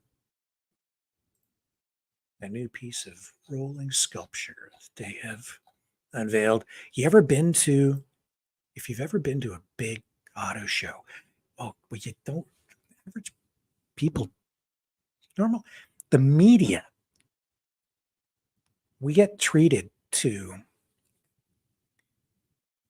great things sometimes because at these big auto shows, they turn these vehicle unveilings into these spectacular events with light shows. It's like going to a rock concert, because they really want to sell the car. And most people don't get to see that stuff. It's all for the media, So I'm going to share this with you to kind of give you a taste of what this is all about. And things have changed since the pandemic. The auto companies don't do it the way they used to. They used to go to big auto shows. They still do this sometimes, but they used to do these things at big auto shows in New York or LA or the big one in Detroit, the North American International Auto Show. And they would put on these extravaganzas, these big, huge media events before the show opens to the public. In the day before usually, and you would go from section to section, display to display, and the auto companies would do these things. But now they kind of do their own things, and some of them are even more spectacular than they used to be at the auto shows because they kind of plan them, and well, they're big deals. Anyway, this is Alfa Romeo. And you can just imagine the wind rushing through your hair as you get behind the wheel of this Alfa Romeo 33 Stradale. It's a stunning car, and the 33 carries a double meaning. It's an homage to the design lineage of the iconic Tipo 33 and a nod to the exclusivity of this supercar, as only 33 of them are being made. Yep, that's right. Only 33 of these things are being created. And they had this, I'm going to show it to you, I'm going to share it with you, this rock concert style vehicle unveiling. Pretty wicked stuff, man. Let me bring it up here for you. Where did you go, Stradale? Here we are, the Alfa Romeo world premiere. Check this out. Gotta love the design. Here we go.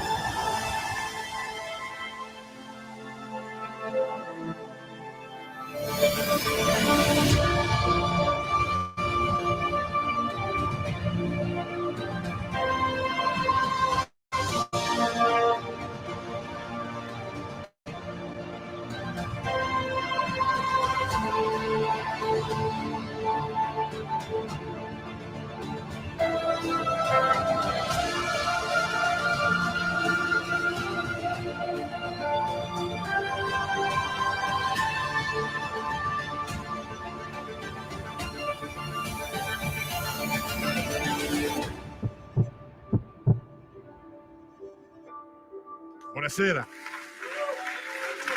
Bello, no? Buonasera. Benvenuti. Grazie. Lo posso fare?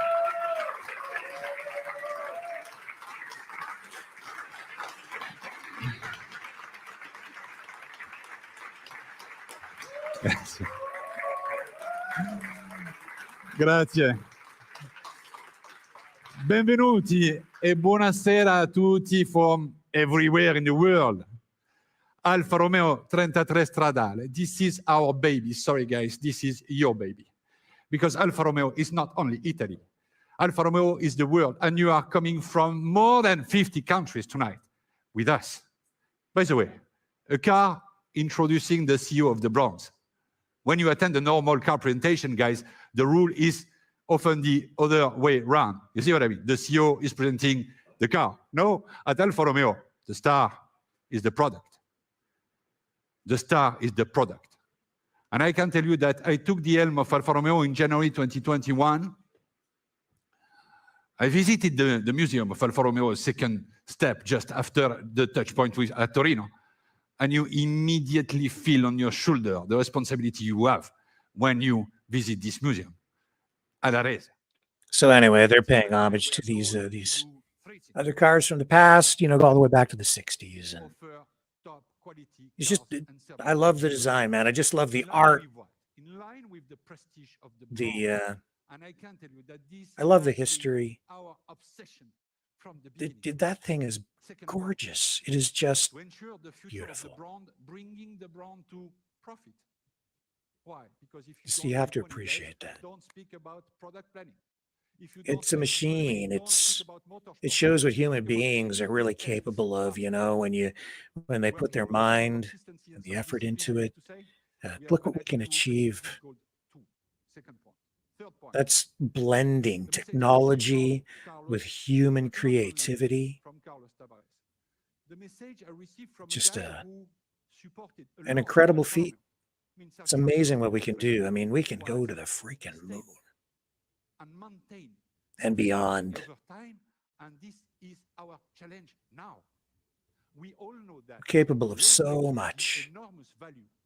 I think back just, you know, my childhood and the kind of machines that we made back then. we needed a kind of symbol. People made them with their bare hands, you know. An icon. And now with the technology that we have at our disposal, the sky's the limit, man. We can do anything. If we just get focused and start heading down the road in the right direction, stop trying to destroy everything. Let's take the best of what we have and build on it. That's what they did with that machine. They looked backward and they said, where did we come from? And we wanted to be at the height of the original. And they respected that. They looked at the design and the technology that generations before had created and built, the legacy that they left for us. And then with extreme respect for that history, for that heritage, they moved forward and created something brand new this incredible machine, and driving style. We designed the new 33 stradale in full this Alfa Romeo piece of rolling as it is. sculpture It means that our approach of the project was with incredible humble, performance, but characteristics. not hesitant at all. Respectful, but not shy. Never. And yeah, maybe it's only for a certain number of people, 33 of these to be built. We have to build. But it's a halo car. It's Is that what you see today? something that sets the bar. Mirroring our past, and at the same And the time, achievements here to our old will trickle down into the machines the that new they build 33 stradale for everyone. has been conceived to We all enhance our benefit. identity, raise our aspiration, The and design, our DNA, the and technology it is that was developed here unique car will find its way with the into signature the cars for all of chassis us. number, the first And the technology by Alfa that Romeo is since in play here 1987, will find its way into other and I products and that it won't other things that will elevate, improve our standard of living. interest that this car has generated Because since somehow, some way, human beings managed to come together Romeo brand value is stronger than ever. and build, We knew from the first create, second that our idea went beyond and work maybe toward industrial logic. By the way, we spent some hours a to convince better day some for people tomorrow, to go with us, to improve life for complete people human dream. At the same time, everywhere. here is the paradox. We wanted this car That's to what be that thing to represents. become a cornerstone of our It brand isn't strategy just a for the car, years to come. Times change, teams it's change, an achievement.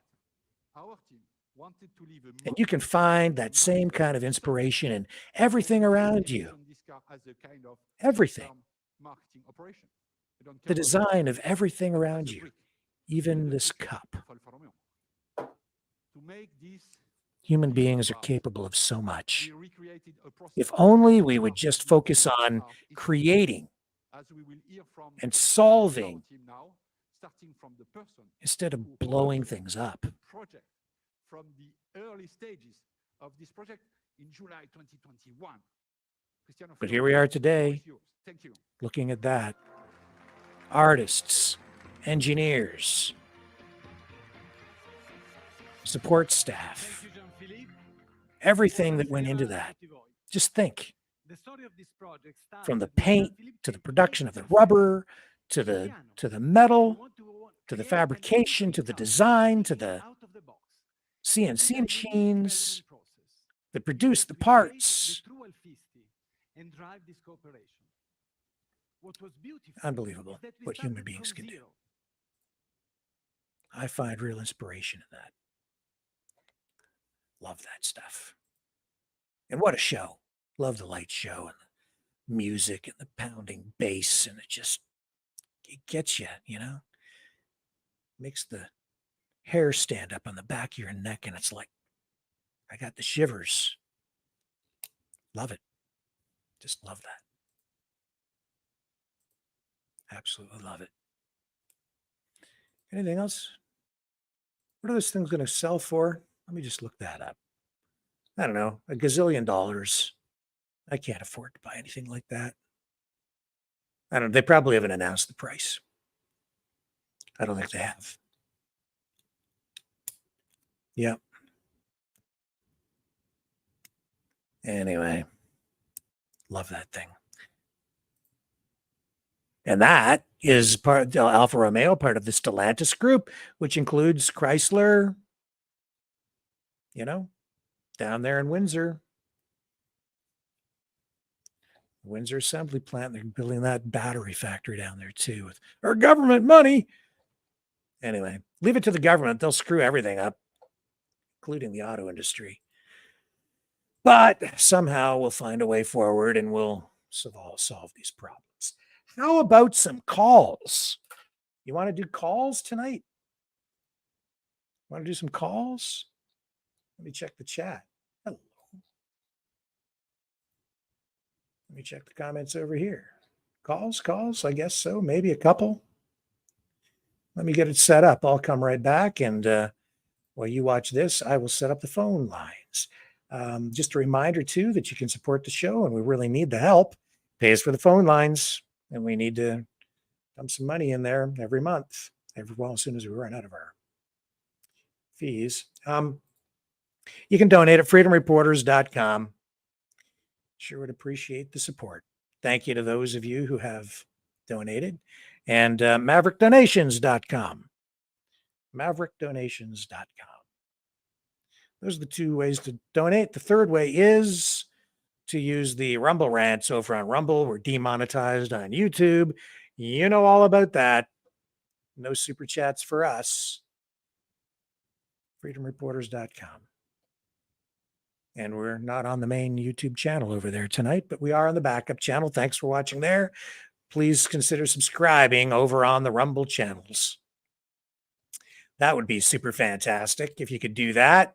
Let me give you the link to the Rumble channel for tonight's broadcast. I'll put that in the chat here, in the YouTube chat, on the secondary channel. If you're on that secondary channel on YouTube, please subscribe to that too.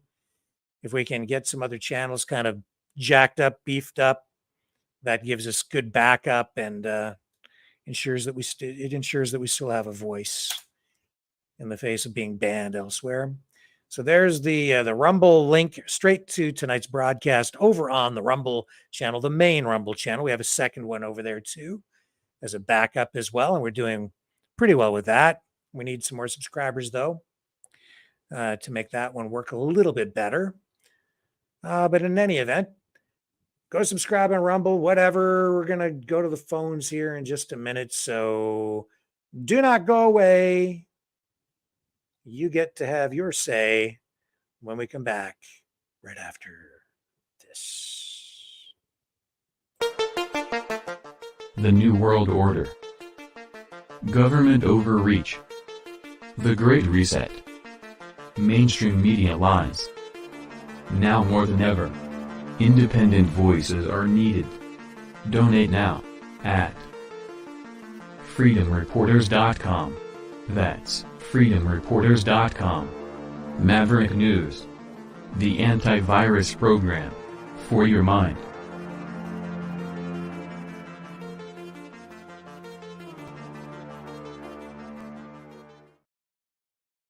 Okay, still working on setting up those phones. Here's the number to call.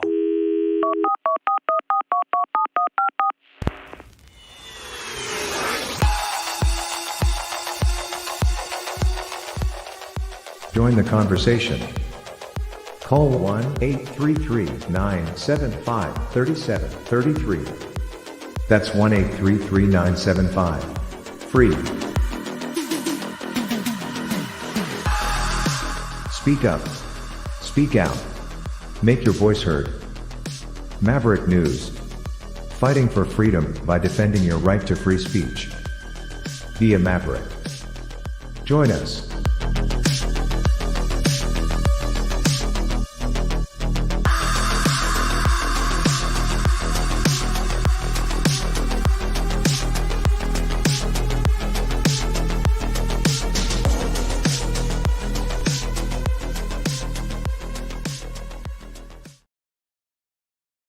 Okay, folks, the phone lines are open, and you can join the conversation at 1-833-975-3733, 1-833-975-3733. And we are ready to get this up on the screen so that the phone lines are pumped in properly. There we go. And we are properly configured. And we have our first caller of the night. Go ahead. Who do we have? You got the mouth that salt the man without a plan, the master of all your disasters, Rick. What a great show last night. I believe that Salt Peters, is that his name? Yeah, that's right. Yeah, Mr. Peters. He's a liberal fucking shill. And I'll tell you why.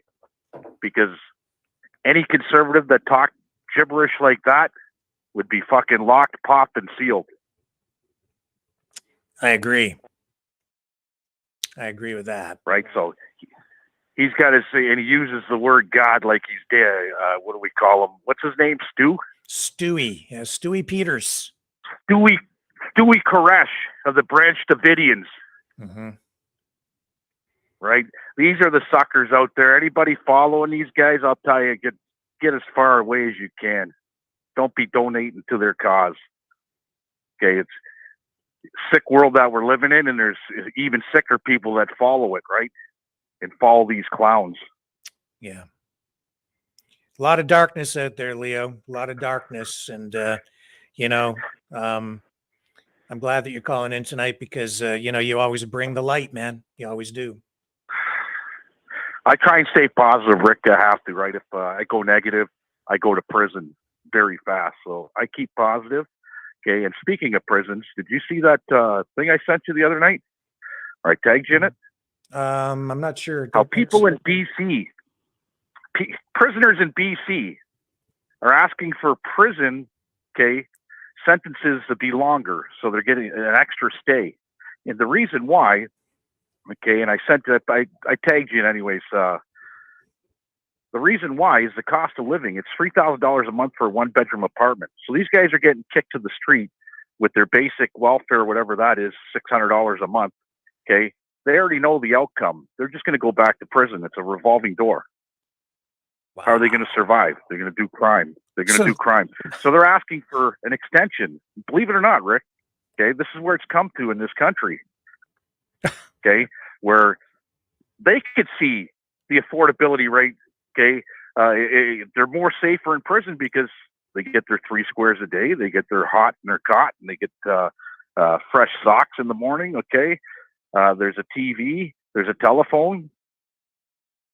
You get free shampoo, free bar soap, free toothpaste, free toothbrush, right? So they feel they're better off, and they'd rather be in prison than be out free where they have to pay. Bingo.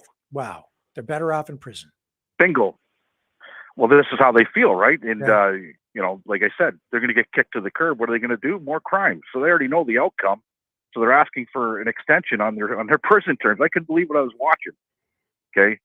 And this is going on, right? So, it is what it is. Wow. Welcome I to called Canada. it months ago. Yeah, where you're free or in prison. No, I didn't see that story, but that shows you where we're at. Yeah, that story's resonating, and I'm sure Polyev will be taking that to the bank, right? He probably already has, okay? But that's a story that came out of BC, right? And but it's like that right across Canada. You look at any big city, Toronto, Montreal, Vancouver, Calgary, Edmonton, okay? It's unaffordable. Now, Justin Trudeau came out with what was the word he used? It was a pretty big word for my vocabulary. Vocabulary, because I'm a simpleton. Yes, he kind of almost. It wasn't dunce. No, it's densification. no. It's yeah. You're on it.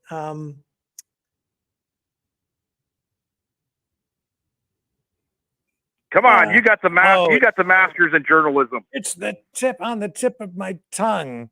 It's densification. Densification. So densify. Okay. You know what that means, people? I'll tell you what it means. If you go live in a big city, they've been densifying in the big cities. Now, I'm not racist at all, but I was in Vancouver. Beautiful homes out there, Rick. I'll tell you, clay roofs. Okay. But they call them Hindu mansions, because the Hindus were coming this in the 90s, okay? The Hindus would come and 20 families would live in the house. Mm-hmm. That's densification. And that's what he's talking about, okay? Because the housing crisis is so, here comes my brother, my sister, their kids, their dogs, and their pets all going to come and live in my house, okay? Yeah. That's densification. Now, everybody chips in. I like the idea, don't get me wrong. I love my brothers, I love my sisters, I love their cats, and I love their dogs, okay? I like the way that it's set up, because now everybody's paying a piece of the pie. And this is how people end up buying a lot of real estate, because they do this with one house. The house is paid off for very, very fast. I don't care if you're paying $1.5 million for it. Yeah. Okay. it's paid off very, very fast. You move on to the next house. You move on to the next house. Next thing you know, you got the whole damn block, right? Yeah. So I like the concept of family. Don't get me wrong. I grew up in a big household, and I love my brothers. I love my sisters. I love my mother. I love my father, right? God rest his soul. I never turn my back. If they ever, it's about more than that, though. It's about their approach to creating communities and society. They want people like Trudeau. They want people living in apartments. They want people to move from rural areas into the cities. They want them living in apartments where they take up less land. It's that whole mindset. It's degrowth. It is have less. People, they don't want people to have too much. Just live in a box, which means live in an apartment. Don't live in a house with a front yard and a backyard. They want everybody jammed into apartments. That's what. This is where prisons come in and why people don't want to leave. That's your 15-minute city, folks. Yeah. Go look at any institution in Canada. That's a 15-minute city. It's always been a 15-minute city. Okay, for anybody that's been inside, you know what I'm talking about. It's a 15-minute city. This is what the government wants to do. Now, he should lead by example if he wants, what was that big word again, folks? Come on, Rick, help me out. Densification. Densification. If you want to densify, why don't he start by fucking doing it himself and lead by example? Yeah. You think 26 Sussex or whatever it is, 666 Sussex in Ottawa, you think he's going to have 20 families living in there? No. Give me a break.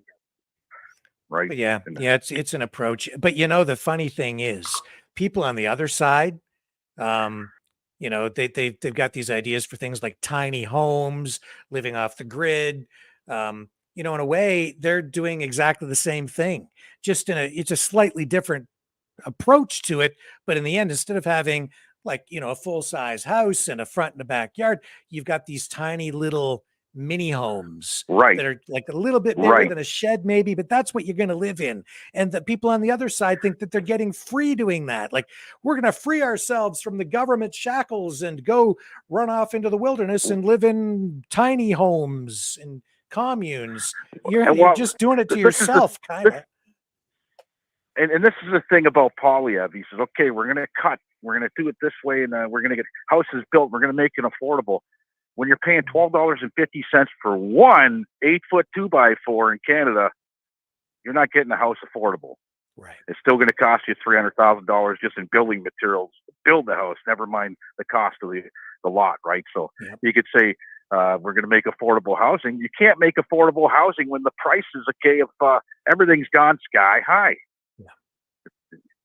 So I don't know what kind of bullshit he's trying to pass off. Right, but I don't get it. I don't get him at all either. You have to grow the whole economy. You need more productivity. You need to increase supply in order to bring prices down for the building materials and for everything else, right? You can't just increase the supply of houses. You need to increase the supply of all the materials that go into those homes. Otherwise, you're just building houses that cost a fortune to build because 2x4s are unaffordable. Exactly. Okay. And a lot of people are pulling out on their investments now because they smell what's cooking around the corner. Okay. And that's going to be a housing bubble collapse, just like 2008. Okay. It's going to be a lot worse because everybody got that free money in 2020 for the, you know what?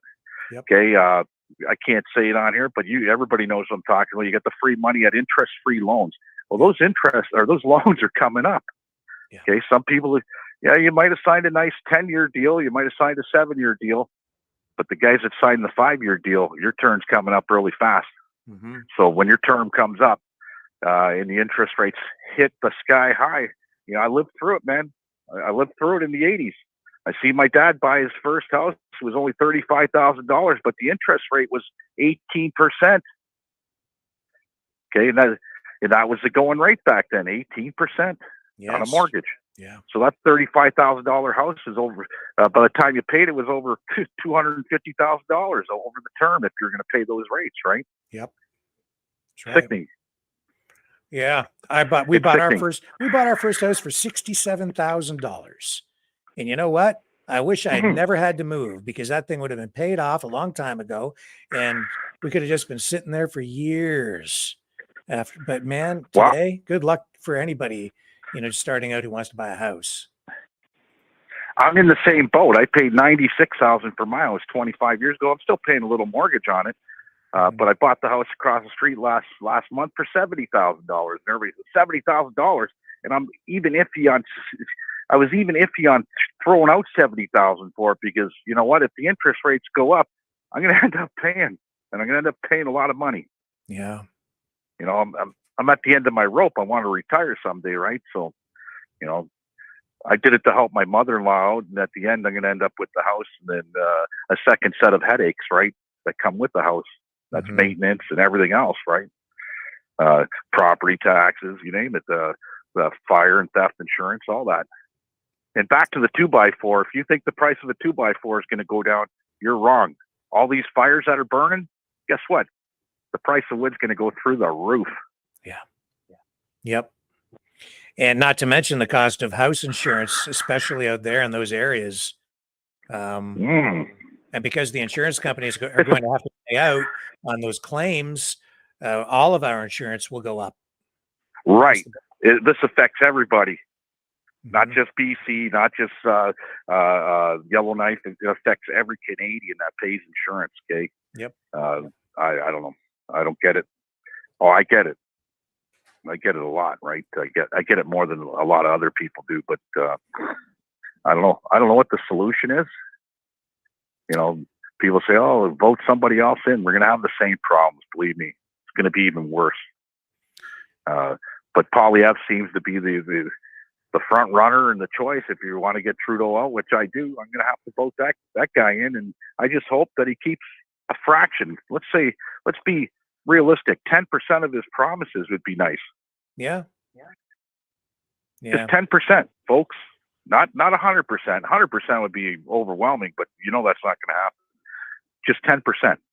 Trudeau couldn't keep 10%. Yeah, I haven't seen a government in my life that kept 10% of the promises he made to get elected. Yeah, we need growth. We need growth. We need growth economically to improve the standard of living for everyone. And, productivity will bring prices down. But I don't know. We'll see what the governments do. I'm very eager to see what happens here, because I work for a massive company. It's the largest tooling company in North America, and it's financed by hedge funds out of New York City, right? So if shit starts to crash, guess what? They close the doors on this place. But it is what it is. I got a nice little story for you, anyways. Okay. I bought a. This don't relate to anything we're really talking about, but I bought a power washer for 2019. Used it for 4 hours. Did my house, did my porch, stained my porch. I go fire it up the other day. Fires right up, no problem. Well, it's leaking water all over the place. I'm like, shit, could it be the pump? So I bring it to work. I put a clamp on it, right? Well, it ain't the pump. The pump's working, so thank God. I look at what the cost of the pump was. It was $550. I only paid $800 for the machine, just for the pump. Well, it's not the pump. It's a manifold. It's aluminum, and there's a hairline crack in it, right? So I pulled it all apart last night at work, because I got so much to do at work. Let's add a little more to my day. So I pull it apart. I get the manifold off, take it over to the welder. He puts a laser weld on. Well, first, I'm trying to find the part. You can't just buy the manifold, by the way, folks. You got to buy the whole pump with it. So it's $550. So I take it to the welder. He puts on the laser welder for TIG, right? It's aluminum, right over the crack. Beautiful. Works like a champ again. Fix it. If you could fix it, fix it. Right? So that saved me $550. I'm a happy camper this week. Yes, sir. So if it breaks, everything's fixable. That's the moral to this story.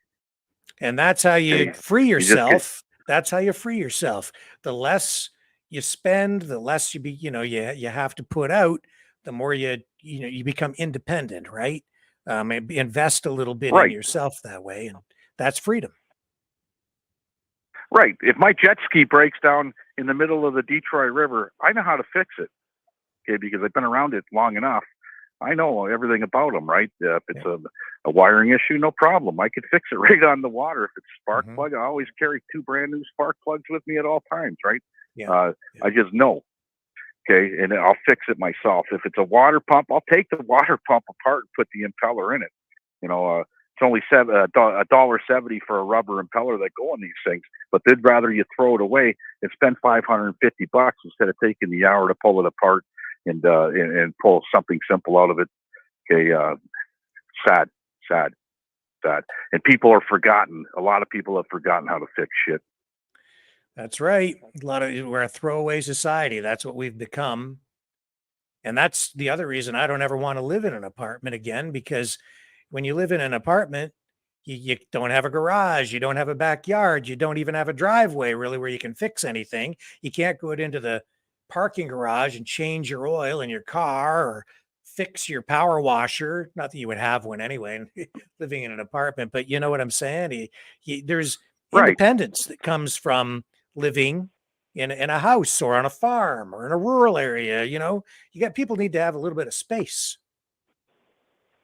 Well, now with these cities, I've seen Montreal actually, they're thinking about implementing the same shit that's going on in England right now for people with cars. Mm-hmm. Did you see that in England? $20 a day. You want to drive your older car, they're going to tax you $20 a day to drive your vehicle. And the mayor, whatever her name is, of Montreal, she really likes the idea. Really? Yeah. Are you joking me? Money grab. This is how they're gonna a money grab. So if you drive your car every day at $20 a day, okay, that's $600 a month on a 30-day month. $600 a month. It's a money grab. It's disgusting. That's what it is. It's insanity, is what it is. It's left-wing socialist crazy insanity, neoliberal wokeism gone crazy. Here's your insanity. You got Fetterman, you got Mitch McConnell, and you got Biden. These are the people making decisions. Yeah. Serious decisions with serious votes on these serious decisions. And these guys couldn't even hold a conversation with one another. Yeah. That's scary, buddy. Yeah, they just sit there and stare off into space. Where am I? Stare off into... Here, yeah, okay, we're going to go to war with Russia. Here, and sign here. They sign off. See you later. We're in war. Unbelievable. Unbelievable what this world's coming to. Yeah. It is. Get to your next caller, Rick. Always a pleasure, my friend. Thank you for calling, Leo. The pleasure's mine. One more thing. Monty's out there watching. He put it in his post. He lost his son today. Oh. It was on Rumble. I don't know if you watched the chat on Rumble there, Rick, but may your son rest in peace, Mr. Monty. Okay, and take the time that you need.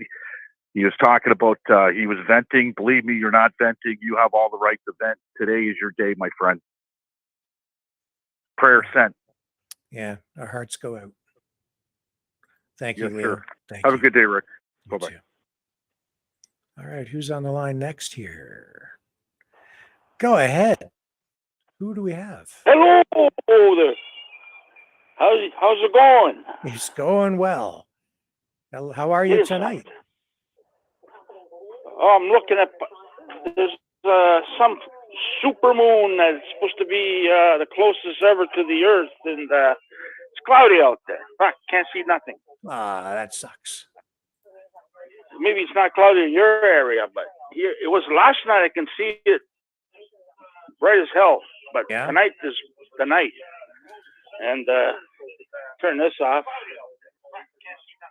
And yeah, so yeah, where's that shitbox of a car you were showing there? Who the fuck? Oh, watch my language. Who the hell would want to buy that piece of junk? I tell you, I can imagine the price tag on that piece of junk, made of plastic and is probably electric too, eh? Eh?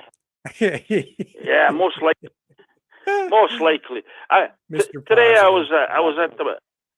I'm doing my gambling today with I had like $600 worth of betting going on, and there's there's nobody in there, the gas station, and all of a sudden there's a big lamp behind me. And one guy goes, "Hurry up!" I looked at him and I says, "Maybe you should buy an electric car." You can't wait 5 minutes. That's what I said to him. Anyhow, Oh my! that thing does it come with the red hot peppers on the mirror there? You know the red hot peppers. Does it come with that? Or I think no? those might be extra. That thing. I was looking at it. That guy was like twice as tall. I could imagine him trying to get in. Like me, I couldn't get into that car. It's too small. You know, it's almost on the floor. You know what I mean? You don't. You know, there's no. Well, you can. I'll just tell you, you can get that thing in either gas or electric. Let me just look up. It has. It'll go 206 miles per hour, 0 to 60 in less than 3 seconds. Yeah, and lose it. First, cops will pull you over, impound the thing. If you can afford the car, you can afford the speeding ticket. The electric version goes from 0 to 60 in under 2.5 seconds. Is that insane or what? Yeah. Well, if you got look, man, if you're in a rush, if you're really in a hurry, you might need that. Yep. You might need to get to the supermarket really fast. Like right away. No. Gotta go. I haven't got a speeding ticket, knock on wood, for years because I drive the speed limit. But I might be getting some red light cameras. I think they caught me on one the other day. I went through the light. It was just changing, and I noticed that speed camera there. I go, "Oh boy, here we go." I'll probably that's no points, but nah. Today, imagine if you get in an accident in that thing, you'd be crushed. You'd be crushed, Rick. Instant dead. I'm telling you. Here I am. That thing is like I was trying to pull up like an accordion. I was trying to lift everybody up, John, and show people what human beings are capable of. And you just crushed all the positivity. I was pumping gas the other week, and this guy pulls up nice. It was a '67 SS Chevy, old thing, eh? Yeah, beautiful. It was. I said, "That's a nice car." It was in mint shape. He goes, "Thanks." And then he started talking about the thing in the arm. Just started talking, and I go, "Okay." I said, "No, I don't." He goes. You know, they're gonna all these new cars. He's saying they all got GPS in them. Yeah. They control your car. They can stop it. He goes, you know, they're putting that you know that thing they're putting in it. And he goes, when they put that in he goes, I don't have that thing in my arm. But he goes, that M that they put in it. Yeah. They oh, you can say it here. Okay. He says they well, they careful what you say. They can read you through satellites.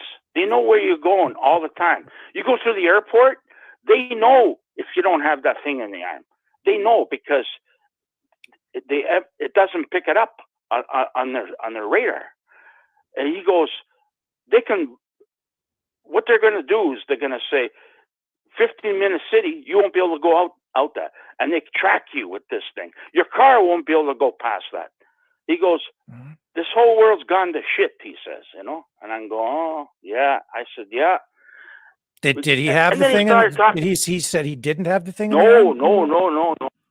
He never got that. No. Yeah. And then he started talking about this guy, David Icke. I-C-K-E. I don't know if you ever heard of him. Yeah. I kind of looked him up a bit, but yeah, I know who he is. He says this guy, everything he says is the truth. He goes, you know. I don't think I'd go. I don't know if I'd go that far, but I know who he is. Okay. Well, I started looking him up, but yeah, you know, but he had a nice car there, and but I rather have a nice old Mustang or You know what I mean? Luxury. You get in there, you know, even a Hummer. You ever sat in a Hummer there, Rick? It's like a football field in there. There's so much room. It's not funny, you know? Actually, I think that when you get in a Hummer, based on the size of the thing, the cockpit is incredibly cramped. Like the new not ones, that it's the old ones cramped, I'm talking about. but you get in there, you think there'd be more space in the cockpit, you know, and actually they don't make very effective use of the space in a Hummer, in my The opinion. new one. But the old ones I'm talking about. Yeah, the old ones Talking too. about the old one. Like I think you get more No. in a Not pickup truck. few Hummers. Hummer. And there's, you're looking at the other person, they're like, I don't like Hummers. I don't But- like them. And they suck gas like they're just a sponge on wheels. And I don't like Hummers. Don't like them. yeah. Well, best car's Toyota. That's what I drive. And, you know, knock on wood, it's never given me problems, but I put money into it on batteries and tires and oil changes and stuff, you know, cabin filters. I keep changing that all the time, but it never breaks down. Yeah, they go and go and go. You know, Yeah. Because they're really every well car I've had, it breaks down. made. Mhm.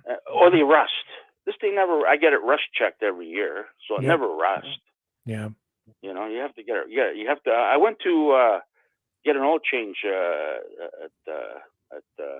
Mr. Lube a few weeks ago, Yeah. and the guy's trying to sell me a rust proofing. He says we got a deal, $99. I said I get mine done at Rust Check all the time. It's a red oil. Oh no, this is way better. And I said, he goes, go downstairs. The guy will show you what it's like. So I go down there and I'm watching my head and everything, and it's like it's a light brown liquid that they spray on it. Yep. And he says it gets hard. But I said, I don't want that on my car. You know, if you got rust, it seals it. It's going to rust even more, and you won't see it. At least the oil will spray on top. Yeah. You know, so Rust Check's the best. I'm telling you.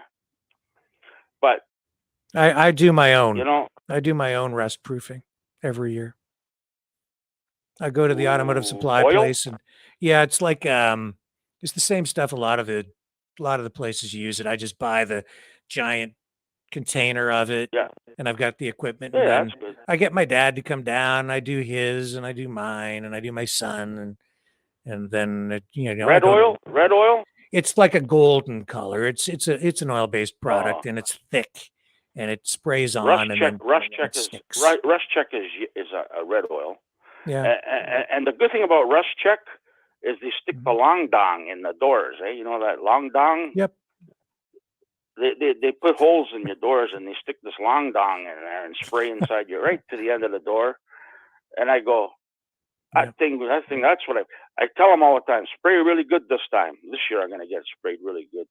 We're probably going to have a real bad winter this year. Yeah. Because, Well, it's the darn think we're gonna- salt. You know, that's what gets the cars up here. Yeah. It's the salt. Rust. So they spray inside. That's what I like about it. Most like this other shit they spray on the. That's it. They don't spray inside your doors and inside your trunk and hood. You know, inside, and then they spray underneath. You know, but look at the water, the hurricane in Florida. Wow. But anyways, look at the only way to travel, Rick, is like Taylor Swift. See what she does? She plays everywhere, all over the world, and she might have 3 shows in one stadium. You know what she does? She's got 2 Lear jets, and after every show she flies home to Tennessee, and then she flies back the next day. She doesn't want to sleep in no hotel or nothing. She wants to go home and sleep. You know, that's what she does, and you know. She lives in the same place in Tennessee that she's been living. She's got houses all over the world, mind you, property and houses, but they're not stupid, those people, but for investment. But her main house, Tennessee, and guess what it is? It's a condo, Rick. She doesn't even live in a house. Yeah. I guess she's never home. Well, for somebody Just like home to her, she sleep. doesn't you know, she doesn't need that, you know, probably doesn't want it. Yeah. You have Look to at take those- care look of at it if those- you have a look at the giant dams. house or whatever. So there's something to be said for, Florida got- you know, it depends on what people need. Yeah. You know? Florida got banged, man, today. A lot of water there. Yeah, the hurricane coming in there. Yeah. Yeah, but anyways, that's the way you do it. I would be the same as her. If I had her money, I'd fly home after every. I don't like hotels. It's just, you know what I mean. I just don't feel right sleeping in a bed. It's just how many places, how many people have slept in that bed? You know, I don't know. Sometimes I don't even think they change the sheets. If sometimes they look at them, they just recover it. Who knows? You never know. I remember I took this girl to Buffalo one weekend. We had to go to a show, and so I grabbed a hotel, and then we drove home, and we had crabs. Had crabs. We both had crabs. Oh my God, what a disaster that was, Rick. We had crabs. This was a long time ago. We're talking maybe 25 years. But What kind of hotel was this? Was it like it was a motel. It was only open at night. Like, you know, I didn't want to drive home. I was going to drive home. And then I said, let's just grab a hotel. What do you think? Yeah, okay. So we grabbed these motels. They're motels. Eh? Yeah. You know, not thinking. We jumped in there and I did the same thing. I did the same thing a couple of years ago. I went to Quebec, Gatineau, and went to visit some people, and I went shopping for. They had the booze stores are like big. Are you sure that you got the crabs from the bed at the motel and not maybe? Yes. Was her? No, we were dating. I would have got her a long time ago. The question: are you sure?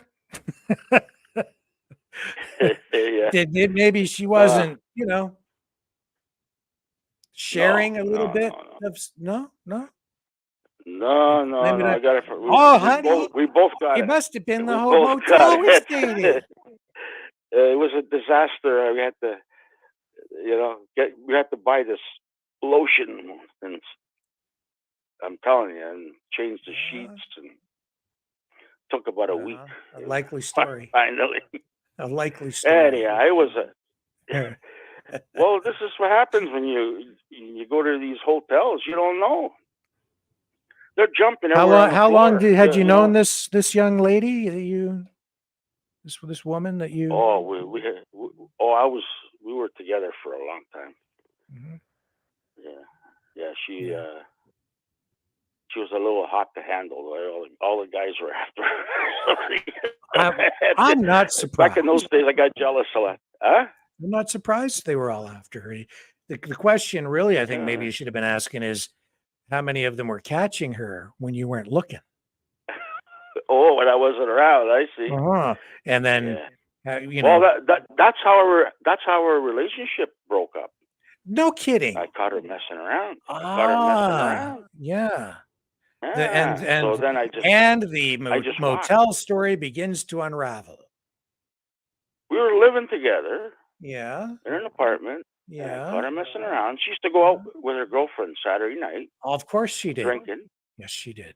And I was cool with that. Yeah, of course. And then, you know, she come home half in the bag, I guess, at, you know, 2, 3 in the morning. And then.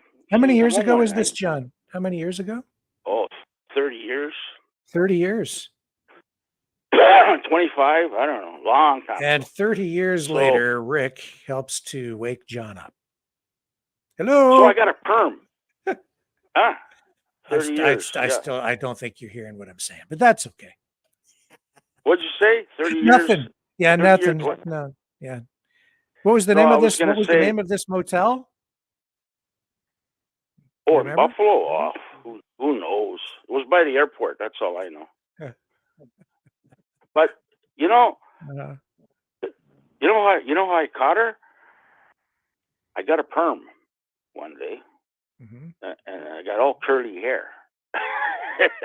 And I sat in the bar where she used to go. She didn't know what I looked like. She walked right by me like 2 or 3 times, didn't even recognize me.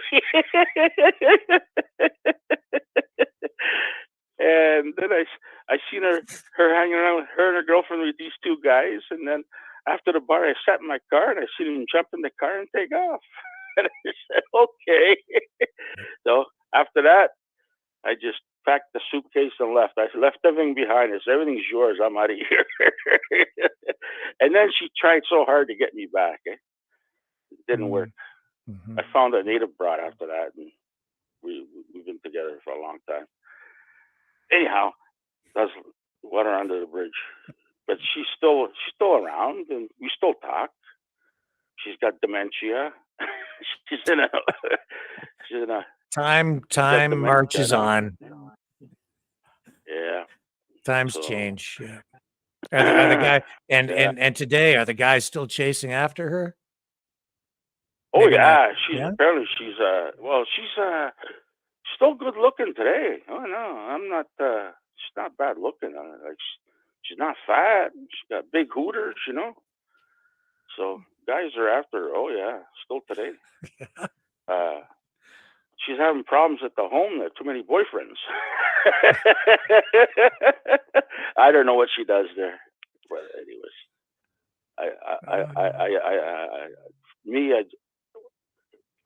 I'm a one woman guy. You know, I don't need all that.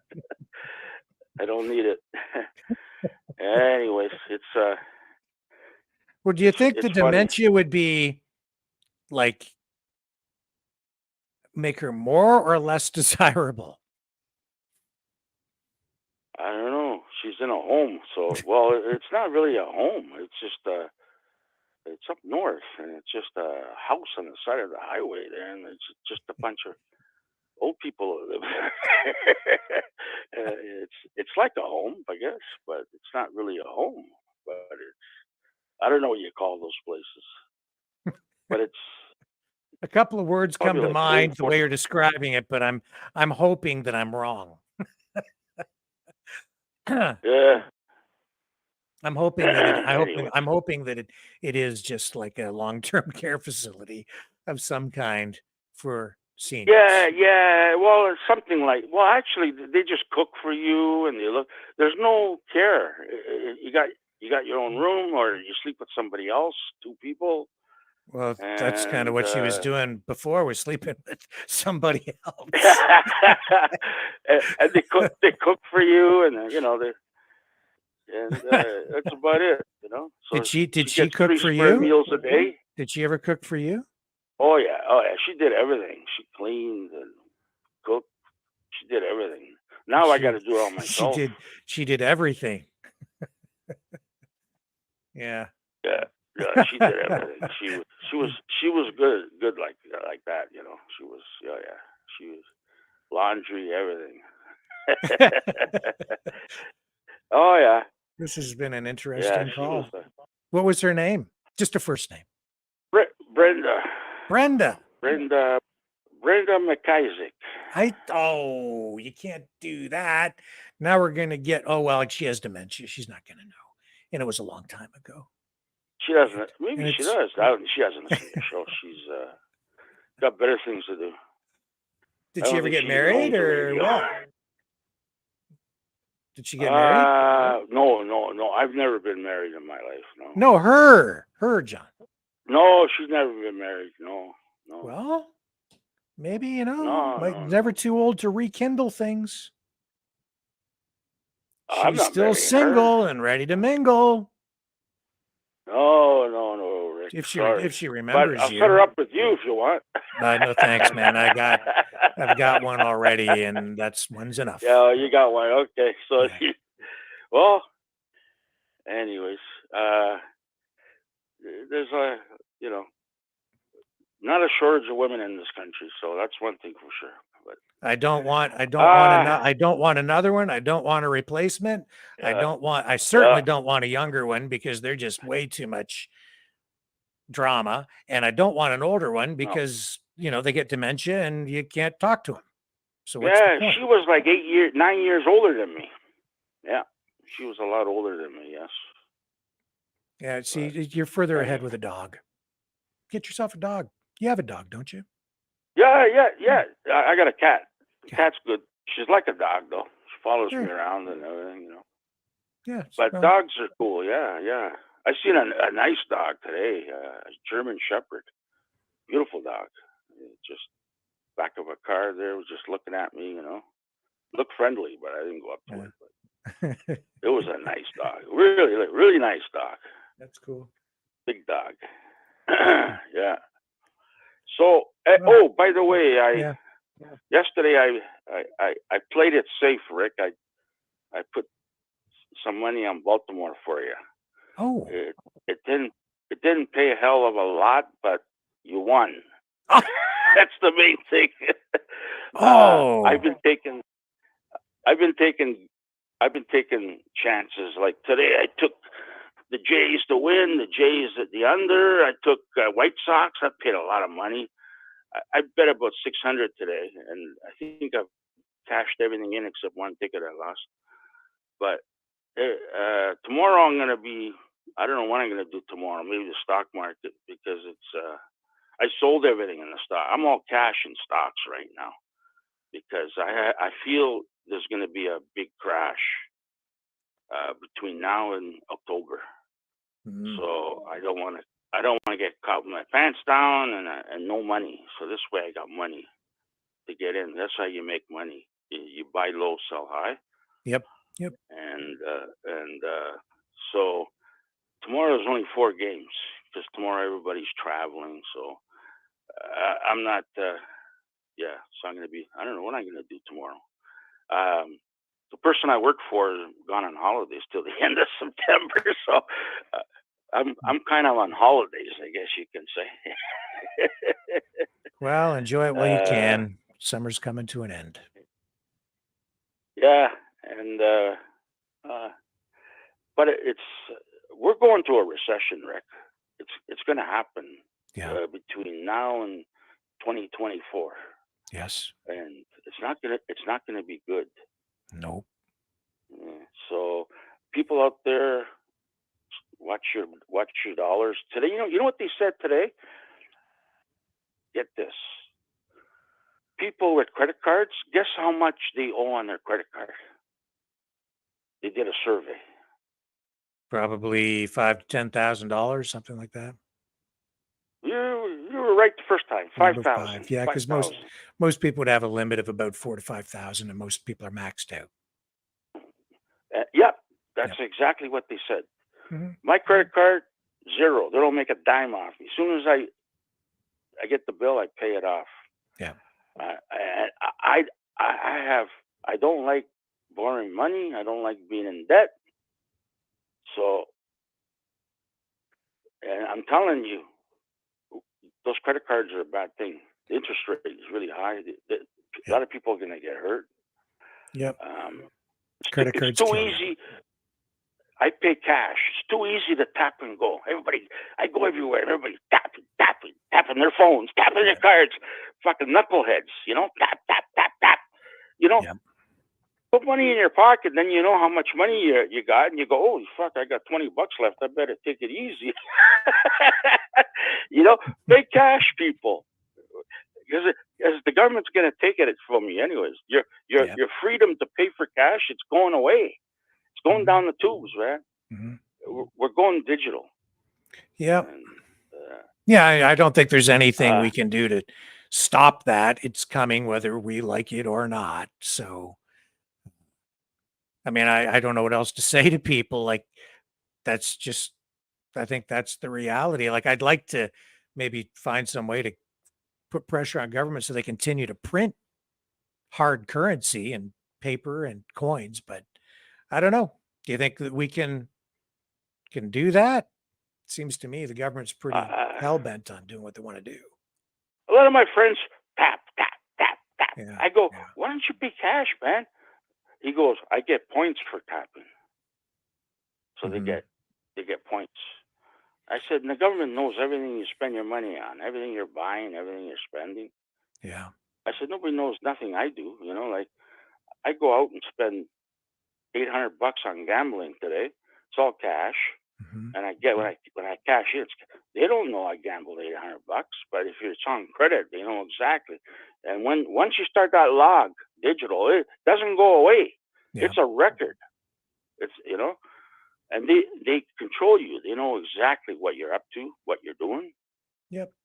And But you know what? I mean, the truth is they already have a lot of that capability at their disposal now, because you can only carry around so much cash. Everything else is in the bank, or an investment or whatever. And if you don't have it in cash, everything else you have, it's basically digital now. I got $1,800 right? here.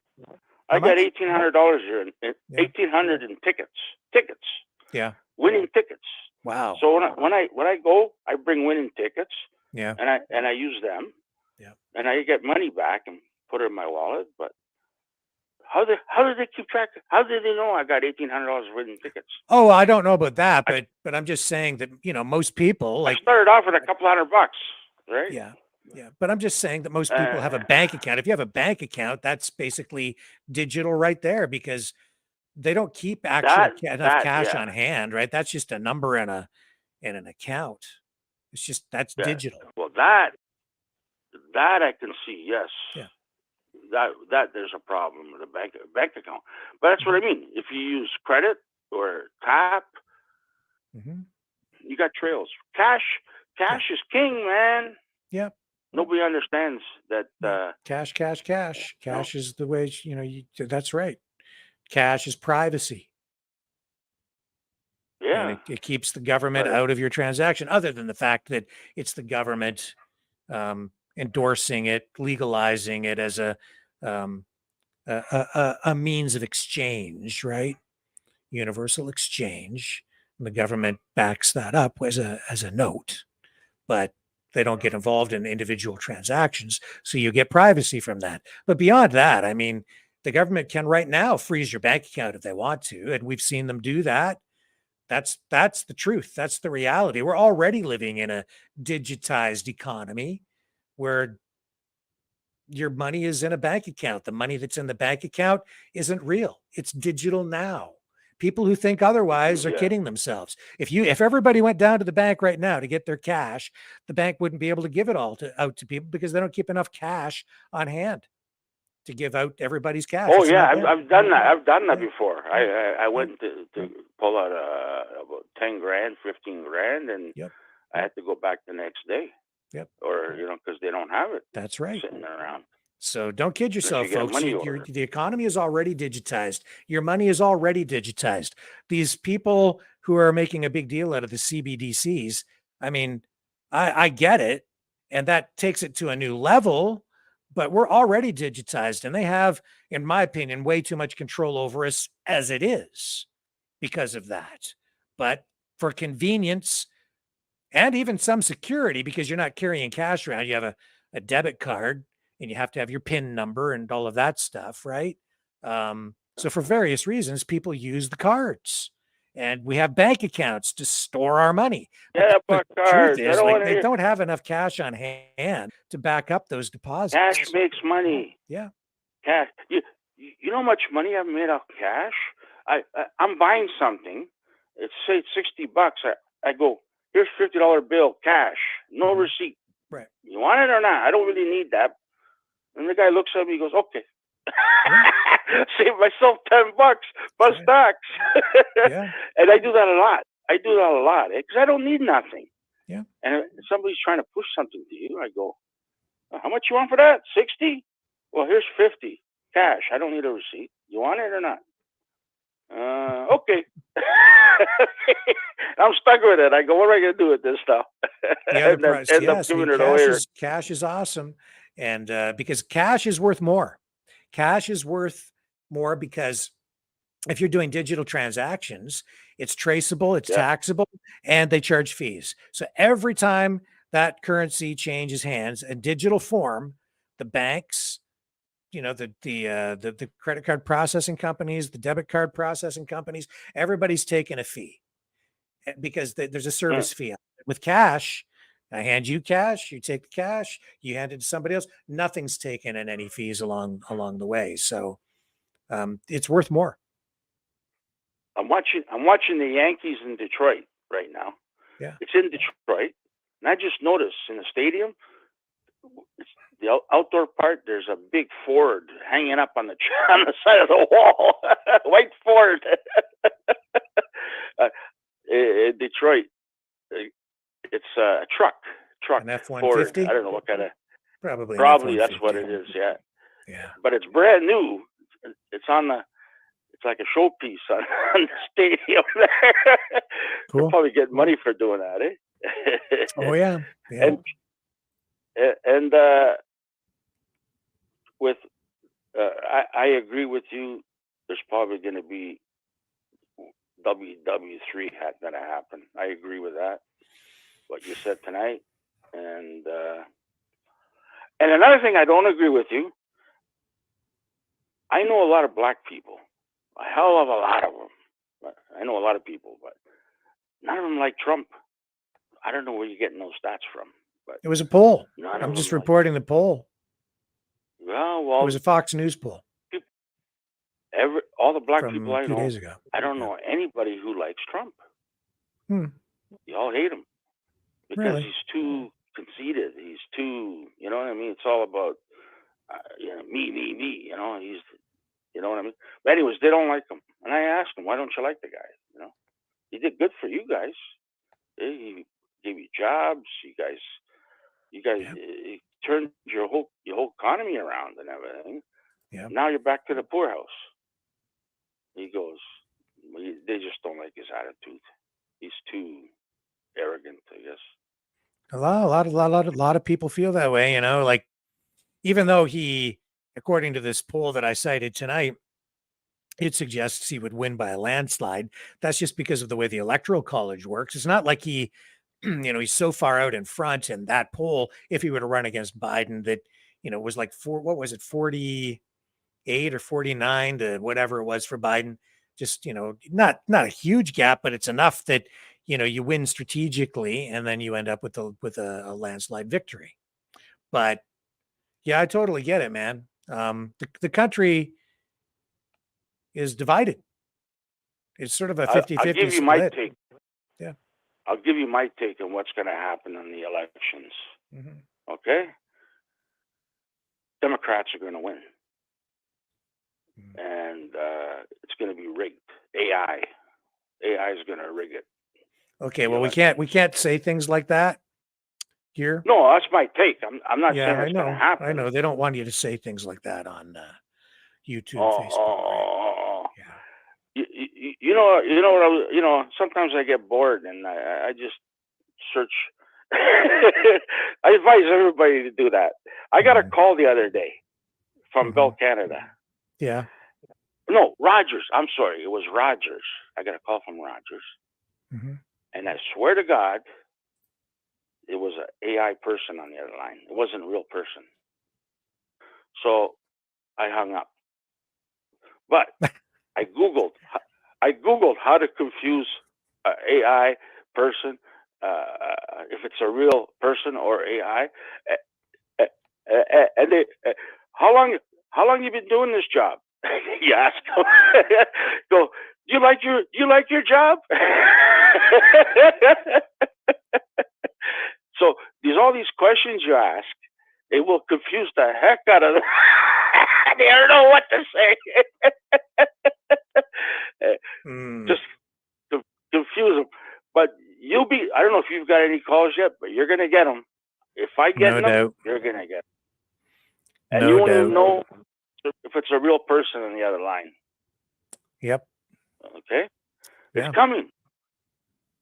And these telemarketers, they're going to be all AI. And they're probably going to be real good. They'll sell a freezer to an Eskimo, these guys. That's how good they are, Oh, my. Yeah. Anyhow. Well, Anyways, John, Thank I'll you, put that in the sir. mail. I'll put it in the mail this weekend for you. Oh, you're Okay. awesome, man. Thank you. I really appreciate it, John. Yeah, maybe the next time I'll take a little higher risk and get you some more give you 2 or 3 or 4 to 1 odds. But I just wanted to make sure you win. That's all. But anyways. Well, I Anyways, greatly Rick, nice appreciate it. talking to you. Okay. Thank you, Nice sir. talking to you. Good Good to show, talk by to you the always. way. Yeah, bye. Thank you. And tomorrow night, if all goes well, according to plan, we are supposed to have a special guest on, Grant Abraham. He tried to run for the leadership of the Conservative Party of Canada against Pierre Poilievre. Anyway, he has a new book out, and he is scheduled to appear on our program tomorrow night. So I am looking forward to that. He was on the program before about talking about the leadership race at the time, which didn't go very well for him because of the way the party is set up. Sort of echoes of the DNC on the Canadian side in a way. But looking forward to the conversation with Grant Abraham tomorrow night. And it's very freedom focused. So it should be a great conversation. And if you are so inclined, you can support the channel if you like what we do by donating at freedomreporters.com. As you see on the bottom ticker on the lower part of the screen. And if you haven't liked, shared, subscribed, please consider doing that.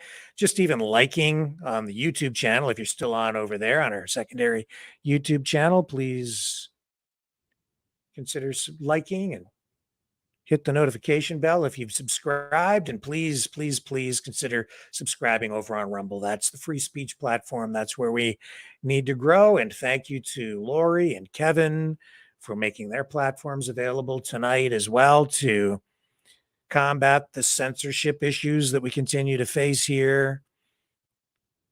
So that makes sure that we all have a voice as part of this new sort of a network that we're setting up with other streamers. And we'll have more to say about that in the days and weeks to come, as well as our efforts there to preserve and promote free speech and free media continue right here on the Maverick News Channel. Folks, I will be back tomorrow night, 6 p.m. Eastern Standard Time, right here. Thank you, everyone, for spending your time here this evening. It's a privilege. And I look forward to seeing you on the flip side.